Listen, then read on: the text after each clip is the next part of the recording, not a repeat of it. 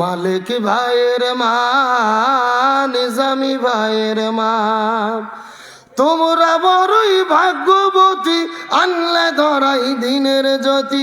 সালাম জানাই তোমায় ফেরেশতা, সালাম জানাই তোমায় ফেরেশতা। সাইদ ভাইয়ের মা, মুগ্ধ ভাইয়ের মা, মালিক ভাইয়ের মা, সাইদি ভাইয়ের মা, তোমরা বড়ই ভাগ্যবতী, আনলে ধরাই দিনের জ্যোতি। সালাম জানাই তোমায় ফেরেশতা, সালাম জানাই তোমায় ফেরেশতা। আলহামদুলিল্লাহ, পৃথিবীর মানচিত্রে প্রায় 2 শতাধিক স্বাধীন দেশের মধ্যে মুসলিম সংখ্যা গরিষ্ঠ দ্বিতীয় বৃহত্তম বাংলাদেশের ঐতিহ্যবাহী সাতক্ষীরা জেলার অন্তর্গত ঝাউডাঙ্গা কামার বাইশা ফুরকানিয়া মাদ্রাসার উদ্যোগে আয়োজিত ঐতিহাসিক তাফসিরুল কোরআন মাহফিল।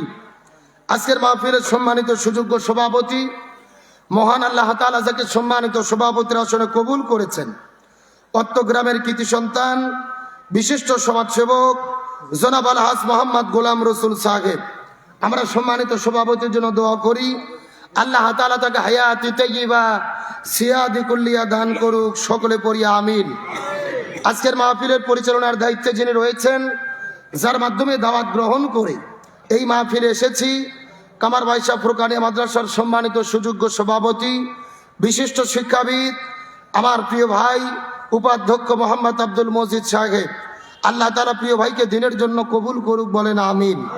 আজকের প্রোগ্রামের সম্মানিত প্রধান অতিথি মানবতার সেবক, সমাজকর্মী, বিশিষ্ট ইসলামী চিন্তাবিদ, বিশিষ্ট আলেম দ্বীন, এলাকার সর্বজন শ্রদ্ধাভাজন ব্যক্তিত্ব, আপনাদের সকলের ভালোবাসার প্রিয় মানুষ বড় ভাই মুহাদ্দিস আব্দুল খালেক সাহেব, আমরা প্রধান অতিথির জন্য দোয়া করি আল্লাহ তাআলা তাকে নেক হায়াত দারাজ করে হযরত ওমর ফারুকের যোগ্য উত্তরসূরি হিসেবে, এলাকার সেবক হিসেবে, খাদেম হিসেবে কবুল করুক, বলেন আমিন।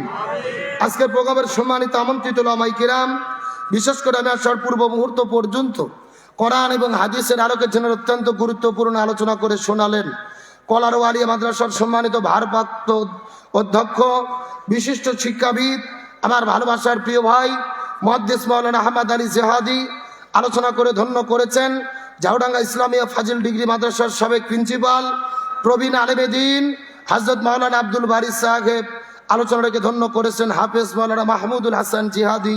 আমরা সমস্ত আলেমদের জন্য দোয়া করি আল্লাহ তাআলা সকলের কণ্ঠকে কোরআনের ময়দানে বিশ্বময় কবুল করুক, সকলে পড়ি আমিন। মঞ্চ উপস্থিত বিভিন্ন শ্রদ্ধাভাজন ব্যক্তিবর্গ, আবার সামনে উপস্থিত দিনদার পরেশগার ইমানদার মুত্তাকি ভাইরা, পর্দার অন্তরালে অবস্থানরত মা এবং বোনেরা, সকলের প্রতি শ্রী মোতাবেক শুভেচ্ছা জ্ঞাপন করে এই মুহূর্তে জানতে চাচ্ছি, ও সাতক্ষীরাবাসী, আপনারা সকলে কেমন আছেন? আলহামদুলিল্লাহি রাব্বিল। যে আল্লাহ তাআলা দয়া করে, মায়া করে, মহব্বত করে আরামের ঘুম থেকে পৃথক করে কোরআনের মহব্বতে জান্নাতের বাগানে আসার এবং বসার মতো তৌফিক দান করলেন, সে আল্লাহর প্রতি আপনারা খুশি না বেজার? কম না বেশি? যদি হয়ে থাকেন খুশি, মুখে নিয়ে হাসি, উঁচু করে কাল্লা চিৎকার করে পড়তেছে আলহামদুলিল্লাহ। আরো জোরে বলি আলহামদুলিল্লাহ।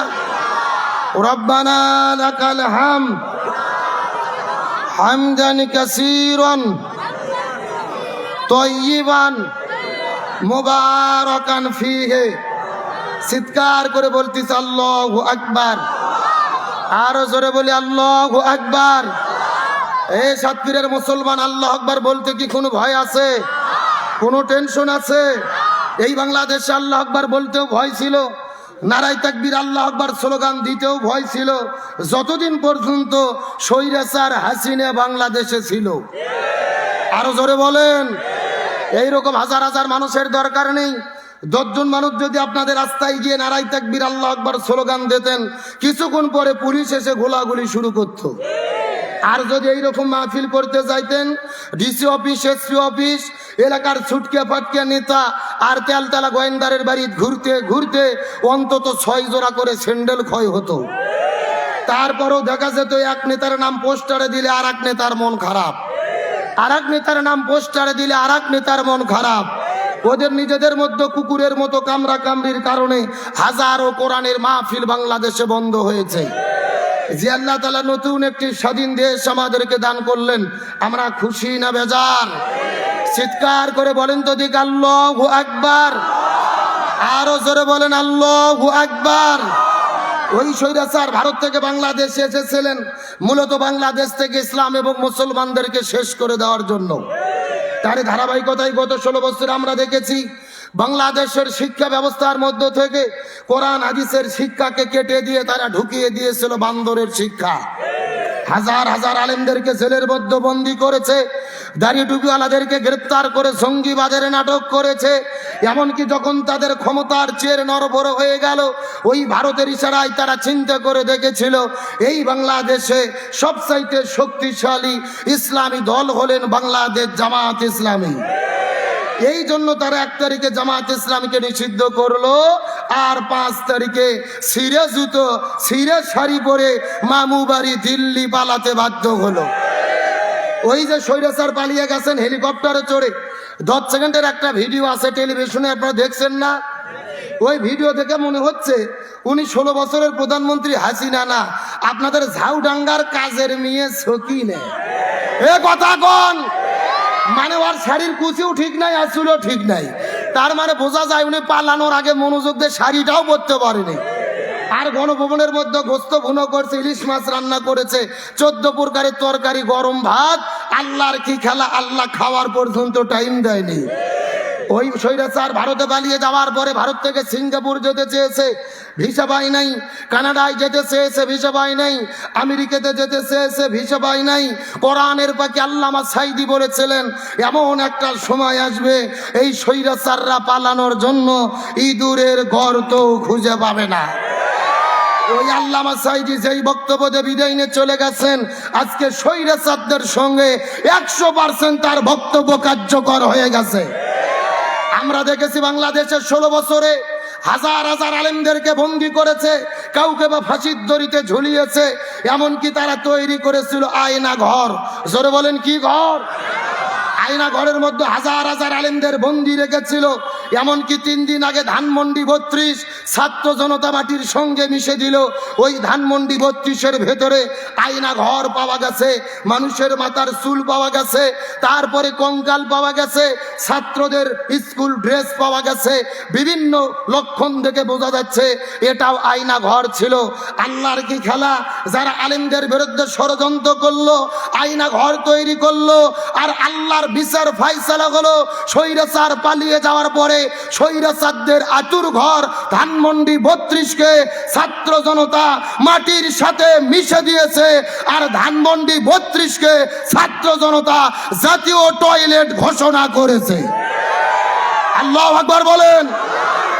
এখন ধানমন্ডি 32 কি? জাতীয় টয়লেট, জাতীয় পায়খানা। আমরা আবু জেহেলের কথা শুনেছি, রসুলের জামানায় আবু জেহেল ছিল। আবু জেহেল বিদায় নিয়ে চলে গেছে। আবু জেহেলের বাড়ি ছিল কাবা ঘরের পাশেই। আবু জেহেলের বাড়ি কি এর বাড়ি আছে? আবু জেহেলের বাড়ি হলো ইন্টারন্যাশনাল পায়খানা। তামাম পৃথিবীর মানুষ হজ আর উমরা করতে যায়, কোনো কিছু করুক আর না করুক, বেশি করে খায়, আর আবু জেহেলের বাড়ির যে কাম সারে। এ কথা কন না গা। সুতরাং আমরা বলতে চাই শুধুমাত্র আবু জেহেলের বাড়ি পায়খানা নয়, পৃথিবীর ইতিহাস বলে যুগে যুগে যারাই পৃথিবীতে জালেম ছিল তাদের বাড়ি আর বাড়ি নাই, সবার বাড়ি পায়খানা।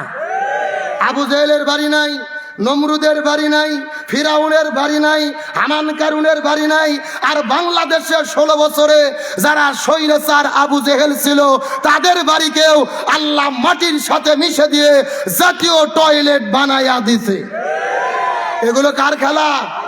আল্লাহ তাআলা বলেন ওয়ামাকারু ওয়ামাকার আল্লাহ আল্লাহু খায়রুল মাকিরিন।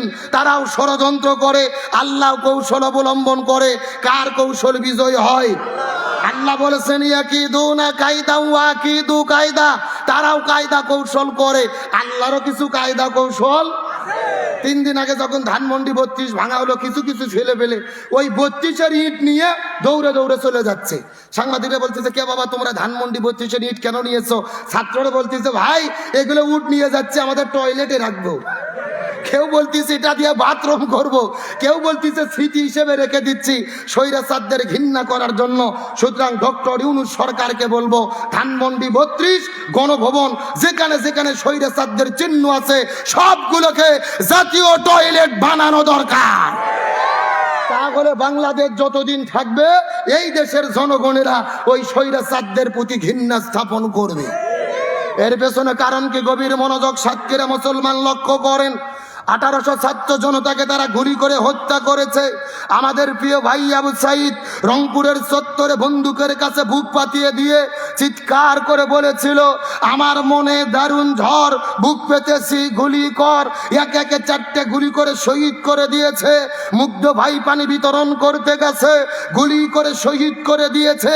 1800 ছাত্র জনতাকে গুলি করে যারা হত্যা করলেন, ওই গণহত্যার মহানায়িকা স্বৈরাচার হাসিনাকে ইন্টারপোলের মাধ্যমে ভারত থেকে বাংলাদেশে গ্রেফতার করে এনে প্রকাশ্য দিবালোকে তাকে ফাঁসির দড়িতে ঝোলাতে হবে। এই মতের পক্ষে কারা কারা একমত? দুটি হাত আল্লাহকে তুলে দেখান।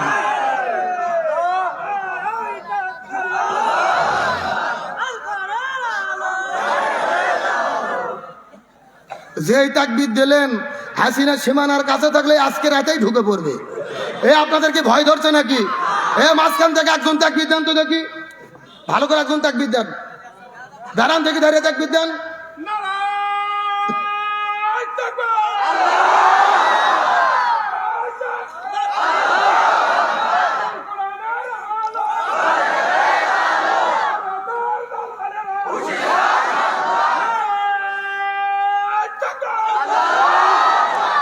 সাতক্ষীরা মুসলমান গভীর মনোযোগ লক্ষ্য করুন। আল্লাহর কোরআন বলেছেন, মান কতালা নাফসান বিগাইরি নাফসিন আও ফাসাদিন ফিল আরদ ফাকা আন্নামা কতালান নাসা জামিয়া। আল্লাহ বলেন, নিরপরাধ একজন মানুষকে হত্যা করা মানে হলো তামাম পৃথিবীর সমস্ত মানুষকে হত্যা করার শামিল। একজন মানুষকে হত্যা করা মানে হলো তামাম পৃথিবীর সকল মানুষকে হত্যা করে। এখন বলেন তো, ওই স্বৈরাচাররা কি একজনকে হত্যা করেছে নাকি হাজার হাজার হত্যা করেছে? এখন এই হত্যার বিরুদ্ধে কথা বলা কি অপরাধ? এটা কি রাজনীতি? কিন্তু আগামীকালকে দেখবেন আপনাদের ঝাউডাঙ্গা বাজারে গল্প হবে, কিছু কিছু তেলা গোয়েন্দার গল্প করবে, বলবে গতকাল আব্দুল সালাম যুক্তিবাদী এসেছিল, এটা কি ওয়াজ হলো, এটা রাজনীতি হলো। এরা কিন্তু ওই স্বৈরাচারের দোসর, ওই দলের লোক।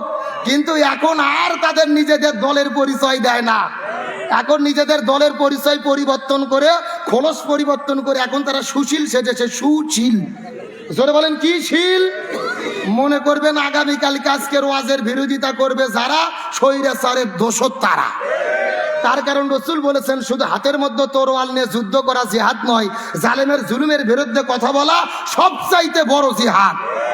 আর ওই জালেমের বিরুদ্ধে আমি হাসিনা বেঁচে থাকতেও, এই দেশে থাকতেও কথা বলেছি, এখনো বলে যাব। গত 3 বছর আগে 5 রতিতে মাহফিলে এসেছিলাম, আপনারা জানেন না? ওই স্বৈরাচারের বাচ্চারা আমাকে বাধা দিয়েছিল। আমি শুনলাম ওই খাটাসে বুড়ো নাকি মারা গেছে, তারা আমাকে কথা বলতে দেয়নি। এখন যদি কেউ কোরআনের মাহফিলে বাধা দেয়, পিঠের চামড়া থাকবে না। এখন আবার নতুন করে কিছু মুফতি বেরোয়েছে, মুফতি জীবনে মাদ্রাসার বারান্দায় যায়নি। এরা কি বলে জানেন? বলে এখন আর মাহফিলে যাই লাভ নাই, ওয়াজ শুনে লাভ নাই। কারণ কি? বলে মাহফিল আর ওয়াজ হয় না, শুধু গিবত হয়, গিবত হয়। শোনেননি? মানে আমরা একটু হাসিনের কথা বলি তো ওদের কলজেত লাগে। এখন ওদের নেত্রীর কথা বলি, ওরা তো আর বলতে পারে না। হাসিনের বিরুদ্ধে কথা বলে, তা বলে না, বলে গিবত করে। হুজুরাদের খাইয়ে দিয়ে কাজ নাই, মাইক পেলেই শুধু গিবত করে, গিবত করে। ওয়াজ পরে হবে, আগে ফতুয়া শোনেন। গিবত হলো 2 প্রকার। জোরে বলেন, কয় প্রকার? একটা গিবত হলো হারাম, আর একটা গিবত হলো জায়েজ। একটা গিবত হারাম, আর একটা গিবত। এখন কোন গিবত জায়েজ কোরআন থেকে জানার দরকার আছে না নাই? ফতুয়া ভালো করে শোনেন। আল্লাহ নিজেই কোরআনে গিবত করছে। গিবত করে কি বলেছেন? তাব্বাত ইয়াদা আবি লাহাবি ওয়া তাব। আল্লাহ বলতেছেন আবু জেলের হাতও ধ্বংস হোক, পাও ধ্বংস হোক, 14 গোষ্ঠী ধ্বংস হোক। কার কথা? আল্লাহ কি কোরআনে আবু লাহাবের গিবত করেনি? আচ্ছা বলেন তো, এই কোরআনে কি আল্লাহ আবু জেলের বিরুদ্ধে বলেনি? ফিরাউনের বিরুদ্ধে বলেনি? নমরুদের বিরুদ্ধে বলেনি? তার মানে বোঝা গেল যাদের চরিত্র ফিরাউন, নমরুদ, আবু জেহেল, হামান কারুনের সাথে মিলিয়ে যাবে, এদের বিরুদ্ধে গিবত করা শুধু জায়েজ না, এদের বিরুদ্ধে গিবত করা ফরজ। এ জোরকল এদের বিরুদ্ধে গেবত করা কি? হ্যাঁ, এখন আপনার নেত্রীর সঙ্গে আবু জেলের চরিত্র মিলে যাচ্ছে। ফতুয়া ভালো করে মুখস্থ করে এদেরকে দাঁত ভাঙা জবাব দেবেন। তার কারণ বাংলাদেশের সাইকুল হাদিস আল্লামা মামুনুল হক নাম শুনেছেন? উনি একটা কথা বলছে। উনি কি বলছে জানেন? উনি বলছে যে আবু জেহেল, ফিরাউন, নমরুদ, হামান, কারুন এই পাঁচজনকে একটা গিলাসের মধ্যে রাখে একটা ঘন্টন মারলে একটা হাসিনে তৈরি হয়। কথা কি বুঝেছেন? তার মানে ফিরাউন, নমরুদ, আবু জেহেল, হামান, কারুন এদের মধ্যে যেই যেই বৈশিষ্ট্য ছিল আমার দেশের রাবিয়া বস্ত্রী হাসিনের মধ্যেও তাতা। যদি তাতা থাকে আমরা কি কোরআন থেকে বলবো না? হ্যাঁ, যদি কোরআনের সাথে মিলে যায় বলবো, এতে কাউকে ছাড় দেওয়া হবে। আসেন, ভূমিকার কথা শেষ, এখন ডাইরেক্ট আমি নির্দিষ্ট সাবজেক্টে আলোচনা শুরু করতে চাই। চিৎকার করে বলেন, আমরা বাংলাদেশের শান্তি চাই কি চাই না? আজকে সংক্ষিপ্ত সময়ে আলোচনার সাবজেক্ট হলো বর্তমানে বাংলাদেশে শান্তি প্রতিষ্ঠায় আমাদের করণীয় কি। কথা কি বুঝেছেন? আরে ভাই, জীবনে সাপের কিচ্ছে, হরিণের কিচ্ছে বহু শুনছেন, ওগুলো বাদ দেন। আজকের আলোচনার বিষয় বাংলাদেশের শান্তি প্রতিষ্ঠায় আমাদের করণীয় কি। কোন কাজ করলে বাংলাদেশের শান্তি কায়েম হবে এটা জানার দরকার আছে না নাই? গভীর মনোযোগ লক্ষ্য করুন। 1947 সালে ভারত, বাংলাদেশ, পাকিস্তান আমরা ব্রিটিশদের কাছ থেকে স্বাধীন হয়েছিলাম। উদ্দেশ্য কি? আমরা শান্তি পেতে চাই, কিন্তু দুর্ভাগ্যজনক হলেও সত্য আমরা শান্তি পেলাম না। যার ফলশ্রুতিতে 1971 সালে বাংলাদেশ আবারও স্বাধীন করলাম। উদ্দেশ্য কি? শান্তি পেতে চাই, তারপরেও শান্তি পেলাম না। যার ফলশ্রুতিতে 2024 এসে আবারও দেশ স্বাধীন করলাম শান্তি পাওয়ার জন্য। আমরা কি শান্তি পাচ্ছি? তাহলে কোন কাজ করলে শান্তি পাওয়া যাবে জানার দরকার আছে না নাই? এ সাতক্ষীরা মুসলমান, গভীর মনোযোগ লক্ষ্য করে বোঝার চেষ্টা করবেন। এই জমিনের ভিতরে আমাদের নবীজি শান্তি কায়েম করার জন্য 17 বছর বয়সের ভেতরে এই জমিনের মধ্যে আমার নবীজি একটা দল গঠন করেছিলেন, যে দলের নাম হলেন হিলফুল ফুজুল। কি নাম বললাম? হে সাতক্ষীরা মুসলমান, গভীর মনোযোগ বোঝার চেষ্টা করবেন। আমার নবীজি জমিনের ভেতরে শান্তি কায়েম করার জন্য 17 বছর বয়সে হিলফুল ফুজুল নামক দল গঠন করলেন।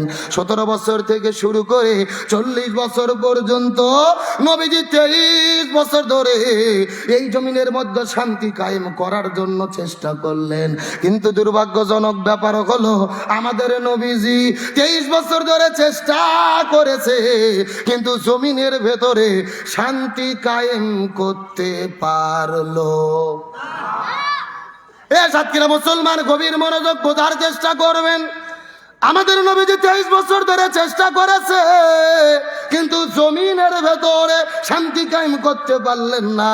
নবীজির বয়স যখন 40 বছর হয়ে গেল, আল্লাহ নবীজির উপরে যখন কোরআন নাজিল করলেন, আমাদের নবীজি এই কোরআনের দাওয়াত দেওয়া যখন শুরু করলেন, এই কোরআন যখন জমিনের মধ্যে বাস্তবায়ন হয়ে গেল, তখন জমিনের মধ্যে শান্তি কায়েম হলো। 40 বছর থেকে শুরু করে 63 বছর পর্যন্ত নবীজি 23 বছর চেষ্টা করলেন, এই জমিনের মধ্যে শান্তি কায়েম হয়ে গেল। নবীজির জীবনটা দুই ভাগে ভাগ করার চেষ্টা করেন। নবুয়ত পাওয়ার আগের হলো 23 বছর, আর পরের হলো 23 বছর। আগে 23 বছর নবী চেষ্টা করলেন, কিন্তু জমিনের মধ্যে শান্তি কায়েম করতে পারল না। কিন্তু পরের 23 বছরে নবীজি কেন শান্তি কায়েম করতে পারল? এর পেছনে কারণ হলো আগের 23 বছরের ভেতরে নবীজির কাছে দল ছিল, কিন্তু নবীজির দলের ভেতরে আল্লাহর কোরআনের সংবিধান ছিল না। আমার কথা কি বোঝা যায়? এ ভালো করে বোঝেন। আপনার আমার মতো দুই জায়গার ছুটকে ফাটকে হুজুর না, এলাকার তেল তেলা গোয়েন্দার নেতা নয়। স্বয়ং বিশ্বনবী 23 বছর ধরে চেষ্টা করেছে তার দলের দ্বারা জমিনে শান্তি কায়েম করতে, নবীজি পারেনি, ব্যর্থ হয়েছে। তার মানে বোঝা গেল বর্তমানে বাংলাদেশে যেই দলগুলো শান্তি কায়েমের জিকির করতেছে, সমাবেশে বড় বড় বক্তব্য দিচ্ছে, ওই দলের দ্বারা শান্তি কায়েম সম্ভব না, যেই দল আল্লাহর কোরআনের সংবিধান দিয়ে পরিচালিত হয় না। কথা কি ক্লিয়ার না ভেজাল আছে? কে রে ভাই, যেই দল নিজেরাই কোরআন দিয়ে চলে না, ওদের নিজেদের মধ্যে তো গ্রুপিং, মারামারি করে কুপকার, ওরা কেমনে জমিনে শান্তি কায়েম করবে?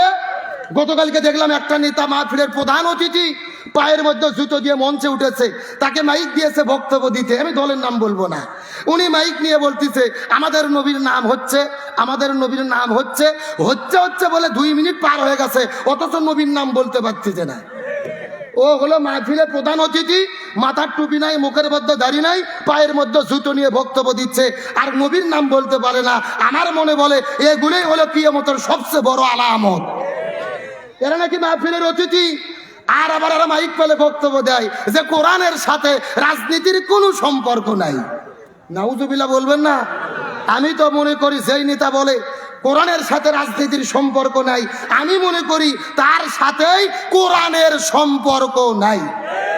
কারণ তার সাথে যদি কোরআনের সম্পর্ক থাকতো এমন বক্তব্য দিতে পারতো? আল্লাহ বলছেন লিকুল্লি তিবিয়ানান, এটা এমন একটা কিতাব যেই কিতাবের ভেতরে রান্নাঘর থেকে শুরু করে সংসদ পর্যন্ত যা কিছু লাগবে আমি সব কিছু কোরআনে দিয়েছি। সুবহানাল্লাহ বলেন। আল্লাহর কোরআন বলছেন ইন্না আনজালনা ইলাইকাল কিতাবা বিল হাক্কি লিতাহকুমা বাইনান নাস। হে রাসূল, আমি আপনাকে যে কোরআন দিয়েছি এই কোরআন দিয়ে আপনি সব সমস্যার সমাধান করেন। সুবহানাল্লাহ বলেন। আরে ভাই, কোরআনের মধ্যেই আছে আসল রাজনীতি, আর যেগুলো বাংলাদেশে চলে এগুলো রাজনীতি নয়, এগুলো হলো পেট নীতি আর দুর্নীতি। গভীর মনোযোগ ভালো করে বোঝার চেষ্টা করেন। নামাজ, রোজা, হজ, যাকাত যেমন ফরজ, তেমনি রূপে মুসলমান হিসেবে এই জমিনে দ্বীন কায়েমের আন্দোলন করা প্রত্যেকটা মুসলমানের জন্য ফরজ। তার কারণ আল্লাহর কোরআন বলেছেন ওয়াতাসিমু বিহাবলিল্লাহি জামিআ ওয়ালা তাফাররাকু, তোমরা যদি মুসলমান হও আল্লাহ রশিকে ঐক্যবদ্ধভাবে আঁকড়ে ধরো। আল্লাহর কোরআন বলেছেন ওয়ালতাকুম মিনকুম উম্মাতুন ইয়াদউনা ইলাল খায়র ইয়ামুরুনা বিল মারুফ ওয়া ইয়ানহাউনা আনিল মুনকার, তোমাদের মধ্যে অবশ্যই একটা দল থাকবে যারা ভালো কাজের আদেশ করবে, অন্যায় কাজে বাধা দেবে। আল্লাহর কোরআন বলেছেন আল্লাযীনা ইম্মাক্কান্নাহুম ফিল আরদি আকামুস সালাহ ওয়া আতাউয যাকাত ওয়া আমারু বিল মারুফ ওয়া নাহাউ আনিল মুনকার। মুসলমান দল যদি ক্ষমতায় যায় তারা 4টে কর্মসূচি বাস্তবায়ন করবে। 1 নম্বর নামাজ বাধ্যতামূলক করবে, 2 নম্বর যাকাত ভিত্তিক অর্থনীতি কায়েম করবে, 3 নম্বর ভালো কাজ চালু করবে, 4 নম্বর মন্দ কাজ বন্ধ করবে। ক্ষমতায় যাওয়ার পরে এই 4 কর্মসূচি বাস্তবায়নের যারা ঘোষণা দেবে ইমানদার মুসলমান হিসেবে তাদের পক্ষেই আমাদের থাকতে হবে। বক্তব্য কি আব্দুল সালাম যুক্তিবাদী না আল্লাহর? কারণ আয়াত হলো সূরা হজ, আয়াত নম্বর 41। জোরে বলেন 45। তাহলে জোরে বলেন, দল যদি করাই লাগে কিসের দল করব? রাজনীতি যদি করাই লাগে কিসের রাজনীতি করব? তার কারণ চিৎকার করে বলে শান্তির জন্য কিসের দরকার? আর জোরে বলেন।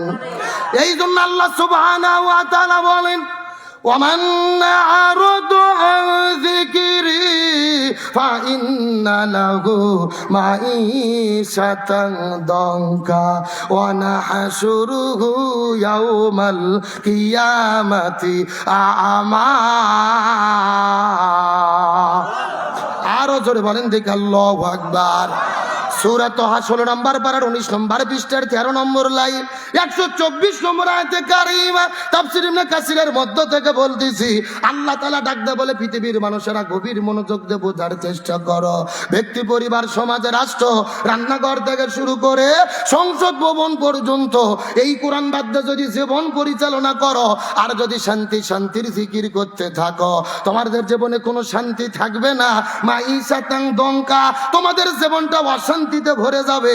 আর যারা কোরআন বাদ্য জীবন পরিচালনা করবে আল্লাহ এদেরকে হাসরের ময়দানে 2 চোখকে কানা করে বন্ধ করে আল্লাহ হাসরের ময়দানে তাদেরকে উত্তোলিত করবে। নাউজুবিল্লাহ বলেন। যারা কোরআন মেনে চলবে না তাদের জীবনে অশান্তি দেবে কে? আর হাসরের ময়দানে তাদের 2 চোখকে কানা করে বন্ধ করে কে উঠাবে? তাহলে চিৎকার করে বলে শান্তির জন্য কি লাগবে? এই জন্য আল্লাহর কোরআন বলেছেন ফামান তাবিয়া হুদায়া ফালা খাউফুন আলাইহিম ওয়ালা হুম ইয়াহজানুন। লক্ষ্য করেন, এই যে আপনি লিখে দিয়েছেন আপনাদের ব্যানার পোস্টারে আব্দুল সালাম যুক্তিবাদী। আমি যুক্তি দিয়ে কিছু কথা আপনাদেরকে বুঝাই। মনে করেন বাংলাদেশে ঢাকা শহরে বিশাল বড় একটা পানির ট্যাঙ্কি আছে। যখন কিসের ট্যাঙ্কি? ওই ট্যাঙ্কির মধ্যে থেকে পাইপ দিয়ে দিয়ে বাংলাদেশের 64টা জেলায় পানি সাপ্লাই দেওয়া হয়। কিন্তু একটা ওই যে ঢাকাতে যে পানির ট্যাঙ্কি আছে ওই ট্যাঙ্কির ভেতরে একটা মরা বিড়াল মরিয়ে পচে গন্ধ উঠে আছে। আমার কথা বোঝা যায়? একটা পাইপ আস্তে আস্তে আস্তে আস্তে আপনাদের সাতক্ষীরা ঝাউডাঙ্গাতেও এসেছে। এখন বলেন তো পাইপ দিয়ে যেই পানি বের হচ্ছে ওই পানি ভালো না গন্ধ? আরেকটু জোরে বলেন। এখন গন্ধালা পানি বের হওয়ার পরে আপনাদের সাতক্ষীরা জেলাতে যত বড় বড় হুজুর আছে, ইমাম, মুয়াজ্জিন, খতিব, মুফতি, মুহাদ্দিস, ফকি, সবাইকে ডেকে বলা হয়েছে, এই হুজুরের গোষ্ঠীরা, এই যে গন্ধালা পানি বের হচ্ছে তোমরা ফু দিয়ে দিয়ে পরিষ্কার করো। হবে? কথা বলেন হবে? আচ্ছা বলেন তো, সাতক্ষীরা জেলার হুজুর তো দূরের কথা, কাবা শরীফের ইমামও যদি এসে ফু দেয় পানি পরিষ্কার হবে? আচ্ছা বলেন তো, পানি পরিষ্কার করতে গেলে কি পরিষ্কার করা লাগবে? ও ও ও ও ওই ঢাকা শহরের ট্যাঙ্কি পরিষ্কার করা লাগবে। এটা কি বুঝতে পেরেছেন? এবার আসল ওয়াজ শোনেন, আসল ওয়াজ। এই বাংলাদেশেও শান্তি প্রতিষ্ঠার একটা ট্যাঙ্কি আছে, যার নাম হলো সংসদ ভবন। আরো ধরে বলেন।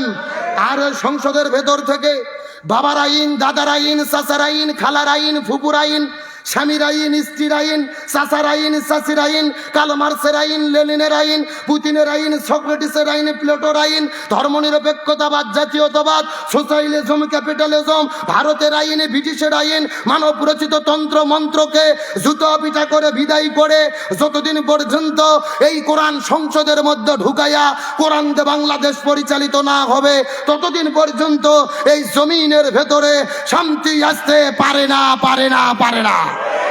সুতরাং বাংলাদেশে শান্তি কায়েমের জন্য এই কোরআন দিয়ে বাংলাদেশ চলুক, এটাকে আপনারা চান? কারা কারা চান? দুটি হাত আল্লাহকে তুলে দেখান। দেন তাকবীর, দেন দেখি। বারবার জুল ঠেলা মারে দে তাকবীর দেওয়ার লাগে তো ওয়াজ হবে কেমনে? এ ভাই, কে তাকবীর দিচ্ছেন? ধরে তাকবীর দেন দেখি।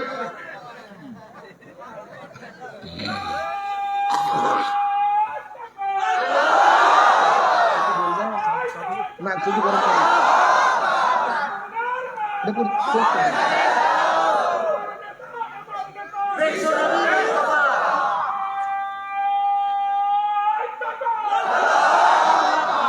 আপনার যেন বারবার বলা না লাগে। আমি চা পাঠাচ্ছি আপনার, আপনি এক কাপ চা খাই নেন, আমি গরম পানি খাচ্ছি। আপনি আমি ঠিক তো ওয়াজ ঠিক। একেবারে সোজা কথা, জমিন যার আইন চলবে তার। আল্লাহর জমিন আল্লাহর আইন কায়েম করা ছাড়া শান্তি আসতে পারে?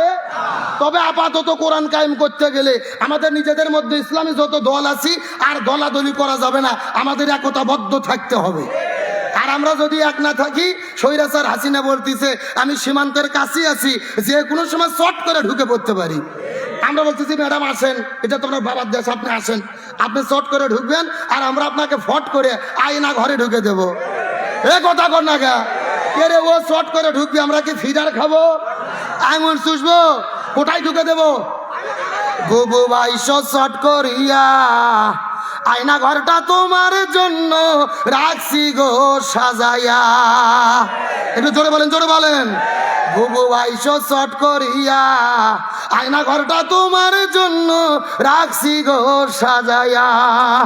রিসেপশনে বইসাই আছি জুতোর মালা লইয়া, বুবু বাইশো শর্ট করিয়া আয়না ঘরটা তোমার জন্য রাখছি গো সাজাইয়া। তার কারণ বলেন তো দেখি, আয়না ঘরকে আমরা তৈরি করেছি না ওরাই করেছে? আমাদের প্রিয় ভাই ব্রিগেডিয়ার আমান আজমি, ব্যারিস্টার আরমানকে 13 বছর ধরে আয়না ঘরে বন্দি করে রেখেছে। সূর্যের আলো দেখতে দেয়নি, বাইরের বাতাস দেখতে দেয়নি, এমনকি আজান যখন হতো বক্সে গান বাজায়া আজান পর্যন্ত শুনতে দিত না। সুতরাং ডক্টর ইউনূস সরকারকে বলবো, ওই স্বৈরাচারের এমপি, মন্ত্রী, দোসর যারা গ্রেপ্তার হয়েছে এদের জেলে বন্দি রেখে জামাই আদর করলে হবে না, এদের প্রত্যেকেই আয়না ঘরে বন্দি করে রাখতে হবে। বুবু আইবা তুমি আইবা গো, এইবার আইসা বুবু ক্ষমতা পাইবা না। যারা ঠিক বলবে না মনে করবেন ওই গ্রুপের লোক। হ্যাঁ জোরে বলেন ঠিক। বুবু আইবা তুমি আইবা গো, এইবার আইসা বুবু ক্ষমতা পাইবা না। খোঁজ নেই বুবু কাদের কাকার, অবস্থা খারাপ দরবেশ বাবার, হাউন আঙ্কেল এখন সামনে আসে না। নেতা কর্মী সব জেলের ভেতর, বুবু আছে ডরের উপর, কখন জানি আসে গ্রেফতারি পরোয়ানা। গো আইবা তুমি আইবা গো, এইবার আইসা বুবু ক্ষমতা পাইবা না। বয়স তোমার 80 বছর, ডাকছে বুবু তোমায় কবর, দাফন হবে কোথায় সেইটা ভাবলা না। বুবু আইবা তুমি আইবা গো, এইবার আইসা বুবু সিয়ার পাইবা না। কথা বলেন ঠিক কিনা? আল্লাহর কোরআন বলেছে কুতিবা আলাইকুমুল কিসাস, জীবনের পরিবর্তে জীবন, হাতের পরিবর্তে হাত, পায়ের পরিবর্তে পা, চোখের পরিবর্তে চোখ। এই আয়াতের ডিজিটাল ব্যাখ্যা হলো আয়না ঘরের পরিবর্তে আয়না ঘর। আলোচনা কি চলবে? শেষ পর্যন্ত থাকবেন তো ইনশাল্লাহ? দেখি থাকবেন না কারাগারে, একটু হাত তোলেন। হ্যাঁ, এই হলো হুজুরে বাঙালি। হ্যাঁ, সুমন ভাই জাবেদের ফোন তো কটা ছবি নেন, যাই বলে আই রে তারই সাথে যাই রে, বোঝা শোনা নাই রে, এরকম হলে হবে না। সত্য সত্য শেষ পর্যন্ত থেকে আখিরে মোনাজাত করে কারা কারা যেতে চান টান টান করে দুটি হাত আল্লাহকে তুলে দেখান। লিল্লাহে তাকবীর। এ সাউন্ড হয় না, হাত উঠান। এ মুরব্বি মুরব্বি মুরব্বি, হাত উঠান দেখি সব, হাত উঠে সেলাই হাত উঠাও। হ্যাঁ, সভাপতি হাত উঠান তো দেখি সব, একটু গলা কাকার দান দেখে। লিল্লাহে তাকবীর। আল কোরআনের আলো, আল হাদিসের আলো, দুনিয়ার মুসলিম ইসলামের শত্রুরা, কোরআন আছে যেখানে, হাদিস আছে যেখানে, লিল্লাহে তাকবীর। আল কোরআনের আলো,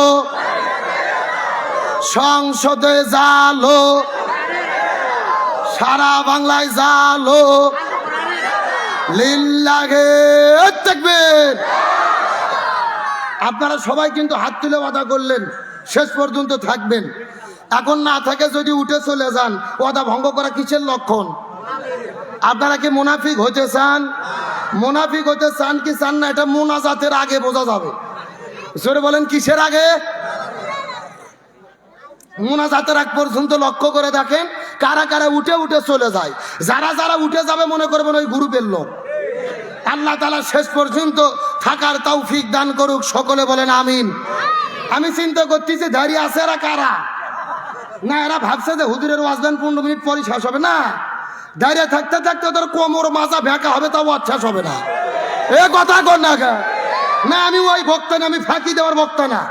ছোট আছে যতক্ষণ ওয়াজ চলবে ততক্ষণ। কেন ভাইরে একটু ভেতরে ঢোকা যায় না? না না, বাইরে দাঁড়িয়ে আছেন কি? আমি বিষয়টা বুঝলাম না, কি সমস্যা দেখ? দেখি একটু সবাই ভেতরে ঢোকেন তো দেখি, সবাই ভেতর থেকে একটু জায়গাগুলো একটু মিল করেন দেখি। না না, এই মাহফিলে ভলেন্টিয়ার ছেলে পেলে কই, ওদেরকে একটু ঠেলে ভেতরে ঢুকে দেন। হ্যাঁ, না না, আমার কথা শোনেন। আলোচনা যে শুনবেন কোরআনের মাহফিলে একটা সৌন্দর্য আছে না? আপনি ওয়াজ শুনলে ভেতরে বসে শোনেন, আর ভালো না লাগলে বাড়ির যে শোতেন নিচে ধরে থাকা দরকার কি? এ কথা কর না গা। ভাই জান্নাতি হন না হলে জাহান্নামী হন, মাঝখানে থাকার কোনো সুযোগ। ভাই নারী হন না হলে পুরুষ হন, হিজড়ে হওয়ার কোনো সুযোগ। যারা মাহফিলে আসে ধরে থাকে, ভেতরেও ঢোকে না, বাইরেও বাড়ির যায় না, এরা হলো হিজড়ে মার্কা মুসলমান। এ কথা কর না গা। আরে পাগল, যে কোনো এক দলে থাকা লাগবে। আমরা দোয়া করি আল্লাহদের আশার তৌফিক দান করুক, বলেন আমিন। আলোচনা চলছে চলছে, ওটা উঠি করা যাবে? তাহলে চিৎকার করে বলেন আমরা কোরআনের পক্ষে আছি না নাই? ইসলামের পক্ষে আছি না নাই? এই বাংলাদেশের 24-এর যে গণ অভ্যুত্থান হলেন, এই অভ্যুত্থানের ভেতরে বিদেশে থেকেও যেই 3টা সাংবাদিক ভূমিকা রেখেছে, 1 নম্বর হলেন পিনাকি দাদা, 2 নম্বর সাংবাদিক ইলিয়াস, 3 নম্বর কনক সারোয়ার।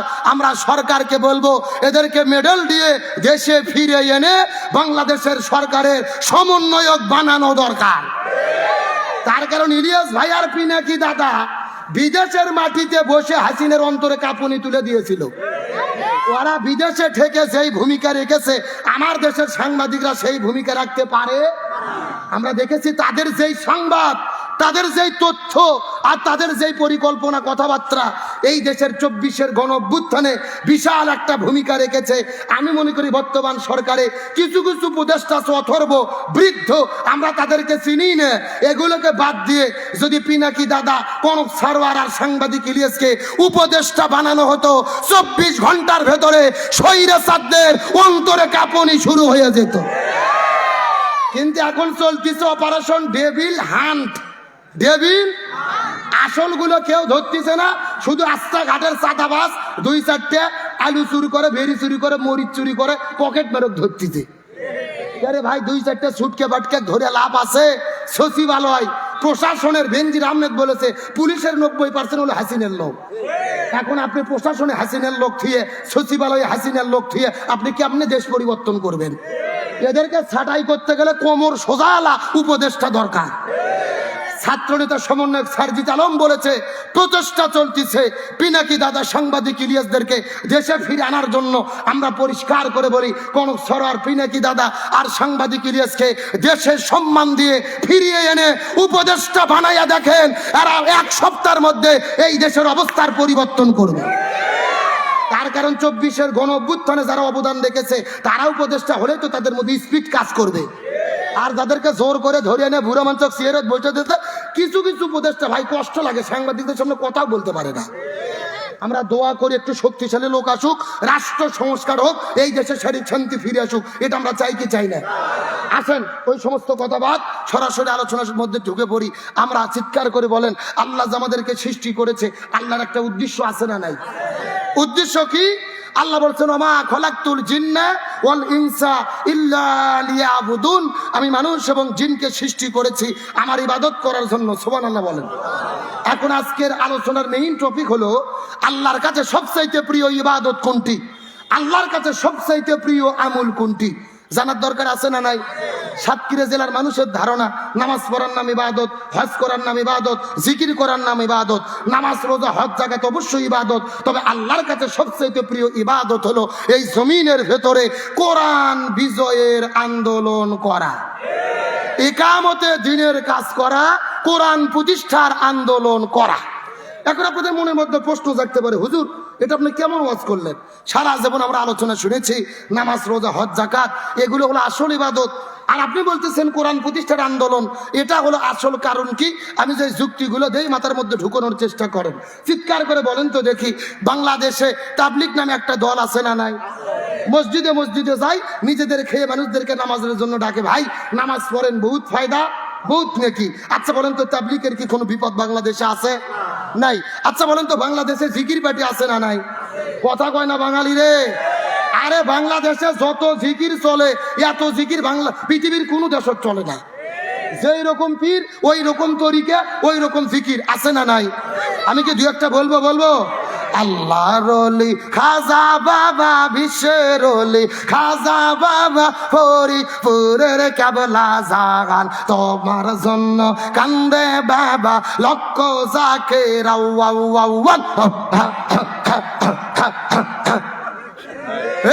কথা কন। 2 কান্দর 2 ফেরেশতা আছে না নাই? 2 ফেরেশতা কলম বার করে শুধু দাঁত দেখে আমরাচ্ছে। আল্লাহ বলছে কে ফেরেশতা?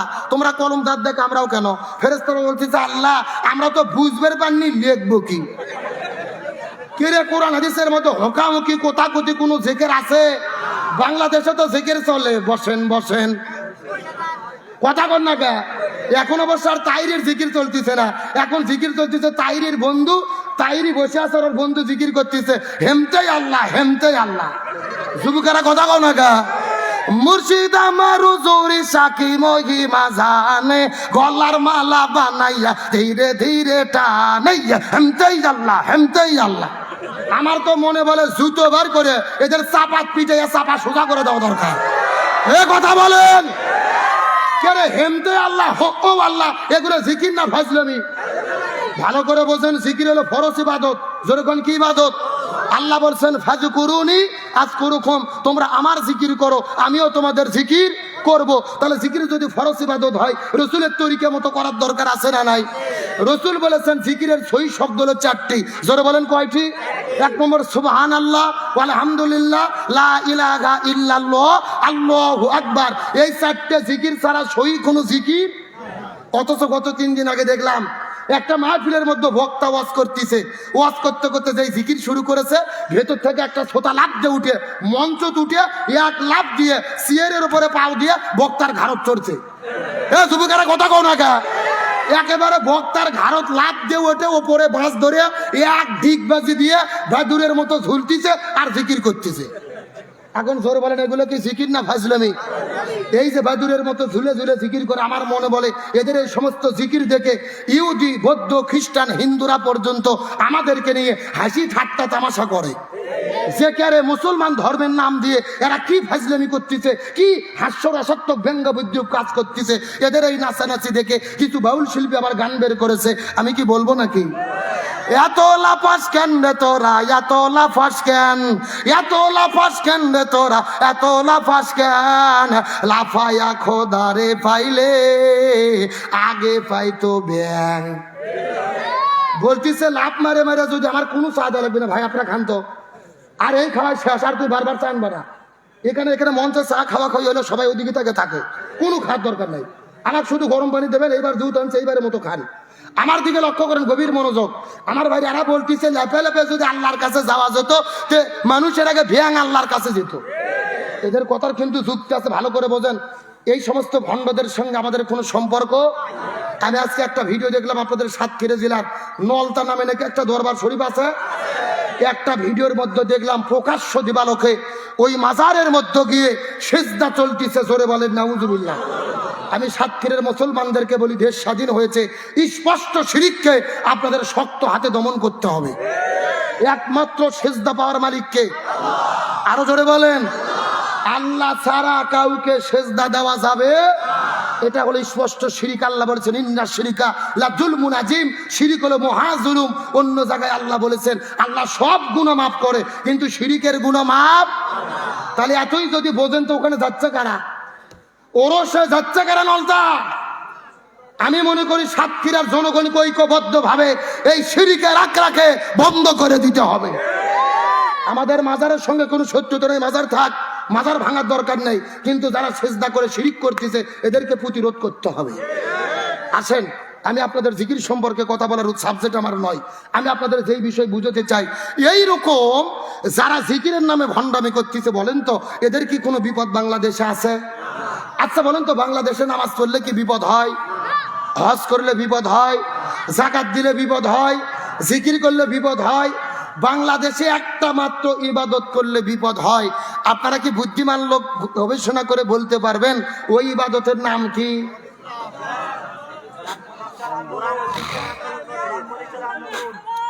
গভীর মনোযোগ, ভালো করে বোঝার চেষ্টা করেন। এই বাংলাদেশে নামাজ পড়লে বিপদ হয় না, হজ করলে বিপদ হয় না, যাকাত দিলে বিপদ হয় না, জিকির করলে বিপদ হয় না। এই বাংলাদেশে তারাই বিপদের মধ্যে পড়েছে যারা জমিনের ভেতরে কোরআন বিজয়ের আন্দোলন করেছে। আর এই জন্যই আল্লাহর কাছে সবচাইতে বেশি প্রিয় কোরআন বিজয়ের আন্দোলন করা। তার কারণ এই আমল করলে ঘর বাড়ি ছাড়তে হয়, জেলে যেতে হয়, ফাঁসির দড়িতে ঝুলতে হয়, 80 বছরের বৃদ্ধ মানুষকে হাতে পায়ে শেকল নিয়ে মৃত্যুবরণ করতে হয়। এই জন্য আল্লাহর কাছে এই ইবাদত বেশি প্রিয়। আমার কাছে একটা তথ্য আছে, ভালো করে মাথা ঢুকান। আমাদের নবীজি রমজান মাসে 16 দিন রোজা রেখেছে। জোরে বলেন কয়দিন? 17 রমজান সকালবেলা নবীজি খেজুর খাইলেন, পানি খেয়ে রোজা ভেঙে ফেললেন। সাহাবীদেরকে বললেন তোমরাও রোজা ভেঙে ফেলো। সাহাবীরা বলতেছে ইয়া রাসূলুল্লাহ, এটা কেমন কথা বললেন? আপনি না গত 3 দিন আগে ওয়াজ করলেন একটা রোজার এত দাম, ইচ্ছা করে যদি কেউ একটা রোজা ছেড়ে দেয় লাগাতার 60টে রোজা রাখতে হবে, আবার যদি একটা রোজা ছেড়ে দেয় আবার লাগাতার 60টে রোজা রাখতে হবে। আপনি কেন রোজা ছাড়তে বলতেছেন? রাসূল বলতেছে বেশি বোঝার চেষ্টা করো না। ওয়ামা আতাকুমুর রাসূলু ফাখুযুহু ওয়ামা নাহাকুম আনহু ফান্তাহু। আমি নবী যা বলি তা তোমরা করো, যা করতে নিষেধ করি তা থেকে তোমরা দূরে থাকো। আবু জেহেল মদিনা আক্রমণ করেছে, আর বসে থাকা যাবে না। এখন আবু জেহেলের মোকাবেলা করতে হবে। তার মানে বোঝা গেল রোজা রাখা ইবাদত, কিন্তু রোজার চাইতেও দামি ইবাদত হলো এই জমিনের ভেতরে কোরআন বিজয়ের আন্দোলন করা। আমার প্রিয় বন্ধুগণ, মুসলমান ভাইরা গভীর মনোযোগ লক্ষ্য করে বোঝার চেষ্টা করবেন। কোনো দিকে তাকাতাকি নাই, কোনো দিকে মনোযোগ নাই। ছোট্ট করে দৃষ্টান্ত দেওয়ার পরে আপনাদের মধ্য থেকে বিদায় নিয়ে চলে যাওয়ার চেষ্টা করব। আমার নবীজির চাচা সাহাবী হযরত হানজালা রাদিয়াল্লাহু তাআলা নতুন বিয়ে করার পরে ওই বউটাকে নিয়ে যখন তিনি বাসর ঘরের মধ্যে চলে গেছে, ওই বাসর ঘরে যাওয়ার পরে স্ত্রীর সঙ্গে প্রেম ভালোবাসা মহব্বত চলতেছিল, স্বামী স্ত্রী ফুল সজ্জা রাত পাস করতেছিল। এমন সময় মদিনা রাস্তা থেকে কে যেন চিৎকার করে ডাক দিয়ে বলে, কুতিলা মুহাম্মদ, মুসলমানদের নবী বিদায় না চলে গেছে। এই কথা হানজালা শোনার পরে ওই বাসর ঘর থেকে বের হয়ে দৌড়ানো শুরু করলেন। দৌড়াইতে দৌড়াইতে কূপের কাছে গেছে ফরজ গোসল আদায় করার জন্য। কূপের মধ্য থেকে পানি উঠানোর পরে হাতের মধ্যে বদনা নেওয়ার পরে শরীরের মধ্যে যখন তিনি পানি ঢেলে ফরজ গোসল করবে, এমন সময় লক্ষ্য করে দেখে আবার কে যেন মদিনার গলি থেকে চিৎকার করে ডেকে ডেকে বলে, কুতিলা মুহাম্মদ, কুতিলা মুহাম্মদ। মুসলমানদের নবী বিদায় নিয়ে চলে গেল, উহুদের প্রান্তরে শহীদ হয়ে গেল। এই কথা যখন আবার হযরতে হানজালার কানের মধ্যে পড়লো, ফরজ গোসল বাদ দিয়ে ওই বদনার পানিটা তিনি কূপের মধ্যে ফেলে দেওয়ার পরে এক দৌড়ে তিনি বাসর ঘরে চলে গেলেন।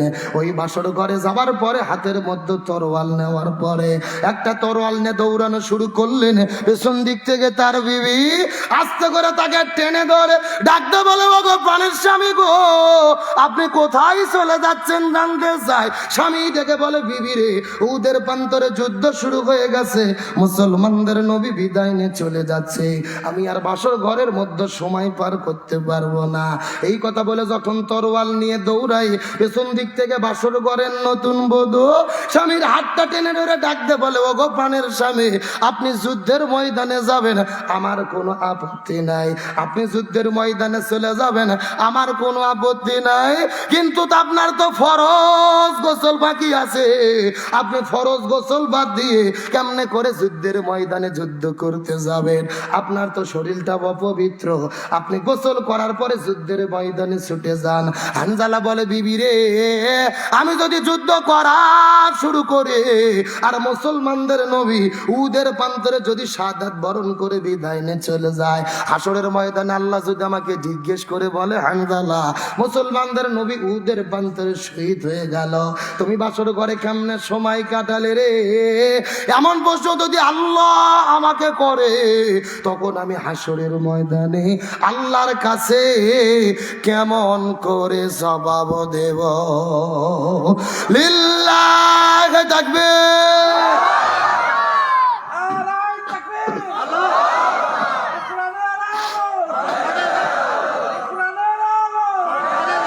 মুসলমানদের নবী যদি বিদায় না চলে যায়, তখন আমি আল্লাহর কাছে কেমন করে জবাব দেব? এই কথা বলার পরে হানজালা হাতের মধ্যে তরোয়াল নেওয়ার পরে উহুদের ময়দানে দৌড়ানো শুরু করলেন। দৌড়াইতে দৌড়াইতে যখন উহুদের প্রান্তরে চলে গেছে, যাবার পরে লক্ষ্য করে দেখে যুদ্ধ শুরু হয়ে গেছে। হযরতে হানজালা যুদ্ধ করা শুরু করলেন, জিহাদ শুরু হয়ে গেল, ফজর নামাজের আজান হয়ে গেল, কিন্তু তিনি নামাজ পড়তে পারলেন না, যেহেতু তার ফরজ গোসল বাকি ছিল। একদিকে ফরজ গোসল বাকি, আর একদিকে তিনি ফরজ নামাজ কাজা করলেন। ফজর কাজা হলো, জোহর কাজা হলো, আসরটাও কাজা হলো। এক নয়, দুই নয়, 3 ওয়াক্ত নামাজ কাজা করেছে। চিৎকার করে বলেন, কয় ওয়াক্ত? সাতক্ষীরা মুসলমান গভীর মনোযোগ দিয়ে বোঝার চেষ্টা করেন। একদিকে তার ফরজ গোসল বাকি হলো, আর একদিকে 3 ওয়াক্ত ফরজ নামাজ কাজা করলেন। যুদ্ধ করতে করতে করতে করতে আসর নামাজ পরে লক্ষ্য করে দেখা গেল কয়েকজন কাফেরকে যখন তিনি জমিনের মধ্য থেকে বিদায় করে দিয়েছেন, আসর পরে দেখা গেল পিছন দিক থেকে একটা কাফের আসার পরে হানজালার কাঁধের ওপরে এমন জোরে আঘাত করেছে, তার দেহ থেকে কাল্লাটা আলাদা হয়ে গেল। ধরধর ধরধর ধরধর ধরধর করে রক্ত পড়া শুরু করলেন। কিছুক্ষণ পরে লক্ষ্য করে দেখা গেল গেল। রক্ত পড়তে পড়তে কিছুক্ষণ পরে দেখা গেল ওই সাহাবী হানজালা বাসর ঘরের মধ্য থেকে আসার পরে তার স্ত্রীকে রেখে আসার পরে ওই উহুদের ময়দানে শাহাদাতের নজরানা পেশ করে এই জমিন থেকে শহীদ হয়ে বিদায় নিয়ে চলে গেলে। উহুদের প্রান্তরে শুধু হানজালা নয়, নবীজির ৭০ জন সাহাবী জমিনের মধ্য থেকে বিদায় না চলে গেছে। আজকেও যারা হজ আর উমরা করার জন্য মক্কা মদিনার মধ্যে যান, ওই মদিনায় গেলেই কিন্তু লক্ষ্য করে দেখবেন উহুদ পাহাড়ের পাদদেশে একই জায়গার ভেতরে ৭০ জন সাহাবীর কবর আছে। চতুর্দিক থেকে আপনাদের ঈদগাহ মাঠের মতো চতুর্দিক থেকে ওয়াল দিয়ে ঘিরে রাখা হয়েছে। একই জায়গার মধ্যে ৭০ জন সাহাবীর কবরস্থ করে রাখা হয়েছে। আমার নবী বড় দয়া করে মায়া করে কান্না করে করে করে করে ৭০ জন সাহাবীর কবর একই জায়গার মধ্যে আমার নবীজি দিয়ে রেখেছে। ওই মদিনা যাওয়ার পরে লক্ষ্য করে দেখলাম ওই মদিনার মধ্যে হাজার হাজার পাহাড় দেখা যায়, কিন্তু কোন পাহাড় কিন্তু লাল না। উহুদ পাহাড়কে যত পরিমাণ লাল দেখা যায় এত লাল কিন্তু কোনো পাহাড় না। আমি মদিনার মানুষদেরকে জিজ্ঞেস করে বললাম, ভাই এই মদিনার এত পাহাড় আছে, কোনো পাহাড় তো লাল না, উহুদ পাহাড়কে এত পরিমাণ লাল কেন দেখা যায়? এমন সময় মদিনার মানুষেরা বলে, হুজুর আমরা পূর্বপুরুষদের কাছে শুনেছি, কিতাবের মধ্যে পড়েছি, আমাদের নবী যুদ্ধ করার জন্য উহুদের প্রান্তরে যখন চলে গিয়েছিল, আমার নবীজি যুদ্ধ করতে করতে করতে পেছন দিক থেকে কয়েকজন কাফের আসার পরে নবীজির মাথার হেলমেটের মধ্যে আঘাত করলেন। নবীজির মাথার হেলমেটটা ভেঙে দুই ভাগ হয়ে গেল। এক ভাগ যখন নবীজির মুখের মধ্যে ঢুকেছে, নবীজির দন্দন মুবারক শহীদ হয়ে গেছে। নবীজির মুখ থেকে ঝরঝর ঝরঝর ঝরঝর করে রক্ত পড়া শুরু করলেন। একটা ফোঁটা রক্ত ওই মদিনার মধ্যে যখন পড়েছে, পুরো মদিনাটা থরথর থরথর থরথর থরথর করে কাঁপা শুরু করেছে। আর একটা ফোঁটা রক্ত যখন উহুদের প্রান্তরে পড়েছে, পুরো উহুদ পাহাড়টা কাঁপতে কাঁপতে কাঁপতে কাঁপতে ওই সাদা আর কালো থেকে লাল আকার ধারণ করেছে। লিল্লাহ তাকবীর। আমি নবী না চিনিলাম, কি ভুল করিলাম, আমি নবী না চিনিলাম, কি ভুল করিলাম, ভস্মে ঢালিলাম ঘি, মানুষ হইয়া জন্ম লইয়া মানুষের করিলাম কি, আমি মানুষ হইয়া জন্ম লইয়া মানুষের করিলাম কি। আমার নবীজির মুখে রক্ত পড়ার কারণে পুরো মদিনা লালে লাল হয়ে গেল। নবীজি উহুদের প্রান্তরে যখন কান্না করা শুরু করলেন, কিছুক্ষণ পরে নবীজি লক্ষ্য করে দেখতে পারেন ওই মদিনার মধ্য থেকে একটা সুন্দরী মেয়ে বের হওয়ার পরে কান্না করে করে করে করে উহুদের প্রান্তরের দিকে দৌড়ে দৌড়ে চলে আসতেছে। নবীজি লক্ষ্য করে দেখলেন ওই মেয়েটির হাতের মধ্যে মেহেদি, পায়ের মধ্যে মেহেদি। নবীজির বুঝতে বাকি রইল না, এই মেয়েটি বাসর ঘরের মধ্য থেকে উহুদের প্রান্তরে দৌড়ে চলে এসেছে। আস্তে করে নবীজি মেয়েটির কাছে যাওয়ার পরে জিজ্ঞেস করে ডাকতে বলে, রে মা, তুমি বাসর ঘরের মধ্য থেকে উহুদের প্রান্তরে কেন দৌড়ে চলে এসেছো? মেয়েটি কান্না করতে করতে বলে, ইয়া রাসূলুল্লাহ, আপনি কি আমাকে চিনতে পেরেছেন? আমি তোর সেই মেয়ে, গতকালকে বিকেল বেলা আপনার চাচা হানজালার সঙ্গে আপনি যেই মেয়েটিকে বিবাহ করে দিয়েছিলেন। ওগো নবীজি, আপনার কি মনে পড়ে গতকালকে বিকেল বেলা আপনার চাচা হানজালার সঙ্গে আপনি যেই মেয়েটিকে বিবাহ করে দিয়েছিলেন? আমি তো সেই মেয়ে। আপনার চাচা আমাকে বিয়ে করার পরে আমাকে নিয়ে যখন বাসর ঘরে চলে গেছে, ওই বাসর ঘরের মধ্যে প্রেম ভালোবাসা মহব্বত চলতেছিল। এমন সময় পিছন দিক থেকে কে যেন ডেকে বলে, কুতিলা মুহাম্মদ, মুহাম্মদ সাল্লাল্লাহু বিদায় না চলে গেল। এই কথা শোনার পরে আমার স্বামী বাসর ঘর থেকে বের হয়ে দৌড়াইতে দৌড়াতে উহুদের প্রান্তরে চলে এসেছে। ওগো নবীজি, আমি শুনতে পেরেছি আমার স্বামী নাকি জমিন থেকে বিদায় নিয়ে চলে গেছে। ওগো নবী, আপনি ভুল বুঝবেন না, আমার স্বামী বিদায় নিয়ে চলে গেছে, আমার স্বামী শহীদ হয়েছে। এই জন্য কিন্তু আমি কান্না করি না, আমার স্বামী বিদায় নিয়ে চলে গেছে, বাসর ঘর থেকে আসার পরে বিদায় নিয়ে চলে গেছে, এই জন্য কিন্তু আমি কোনো কান্না করি না রে। আমার কান্না করার কারণ হলো আমার স্বামীর ফরজ গোসল বাকি আছে। আমি এটা বলার জন্য এসেছি, আপনি একটু আমার স্বামীর জন্য গোসলের ব্যবস্থাটা করে দিবি। আমার স্বামী জমিন থেকে বিদায় নিয়ে চলে গেছে, এই জন্য আমি কোনো কান্না করি না। আমার কান্না করার কারণ হলো আমার স্বামীর ফরজ গোসল বাকি, আপনি একটু আমার স্বামীর জন্য গোসলের ব্যবস্থাটা করে দেবে।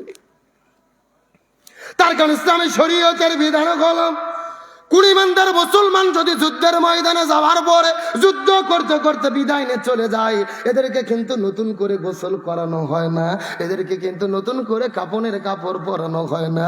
আমাদের নবী বলেছে ওই যুদ্ধের ময়দানে যাওয়ার পরে জিহাদ করতে করতে যারা শহীদ হয়ে যাবে, ইয়া রাসূলুল্লাহ, আল্লাহ বলে ইয়া রাসূলুল্লাহ, এদেরকে গোসল করাবেন না, নতুন করে কাপনের কাপড় পরাবেন না, রক্ত মাখা জামানি এদেরকে কবরের মধ্যে দাফন করে দেবে। তার কারণ হলো এই মানুষগুলো হাসরের ময়দানে রক্ত মাখা জামা নিয়ে আর রক্তাক্ত শরীর নিয়ে আল্লাহর কাছে শহীদদের কাতারে তারা দাঁড়ায়া যাবে। লিল্লাহি তাকবীর। তার মানে বোঝা গেল এ সাতক্ষীরা মুসলমান গভীর মনোযোগ। ইমানের বলে যারা বলিয়ান হয়, ইমানের দৃষ্টিভঙ্গিতে যারা শক্তিশালী হয়, আর হাসতে হাসতে জীবন দেয়, কিন্তু জালেমের জুলুমের কাছে মাথা নত করে।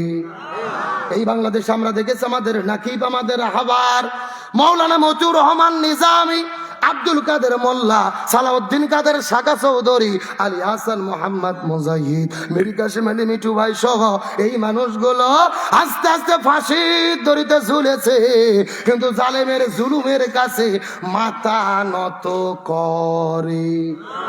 এই বাংলাদেশে কোরআনের পাখি শহীদ আল্লামা দিলওয়ার হোসেন সাঈদী 200 বছর ধরে কোরআনের মাহফিলে যিনি আলোচনা করলেন, যার আলোচনা শোনার পরে শত শত মানুষেরা কালেমা পড়ে পড়ে মুসলমান হলো, যেই মানুষটা কাবাগরের মধ্যে ঢুকে নামাজের অনুমতি পাইল, যেই মানুষটাকে বুকের মধ্যে জোরে ধরে কাবা শরীফের ইমামে চুমু খাইল, ওই মানুষটাকে 13 বছর জেলে বন্দি রেখে ওই জেল থেকে বের করার পরে হসপিটালের মধ্যে ভর্তি করে ইনজেকশনের সিরিজের মধ্যে বিষ ঢুকায়া আল্লামা সাঈদীকে পরিকল্পিত ভাবে তারা হত্যা করেছে।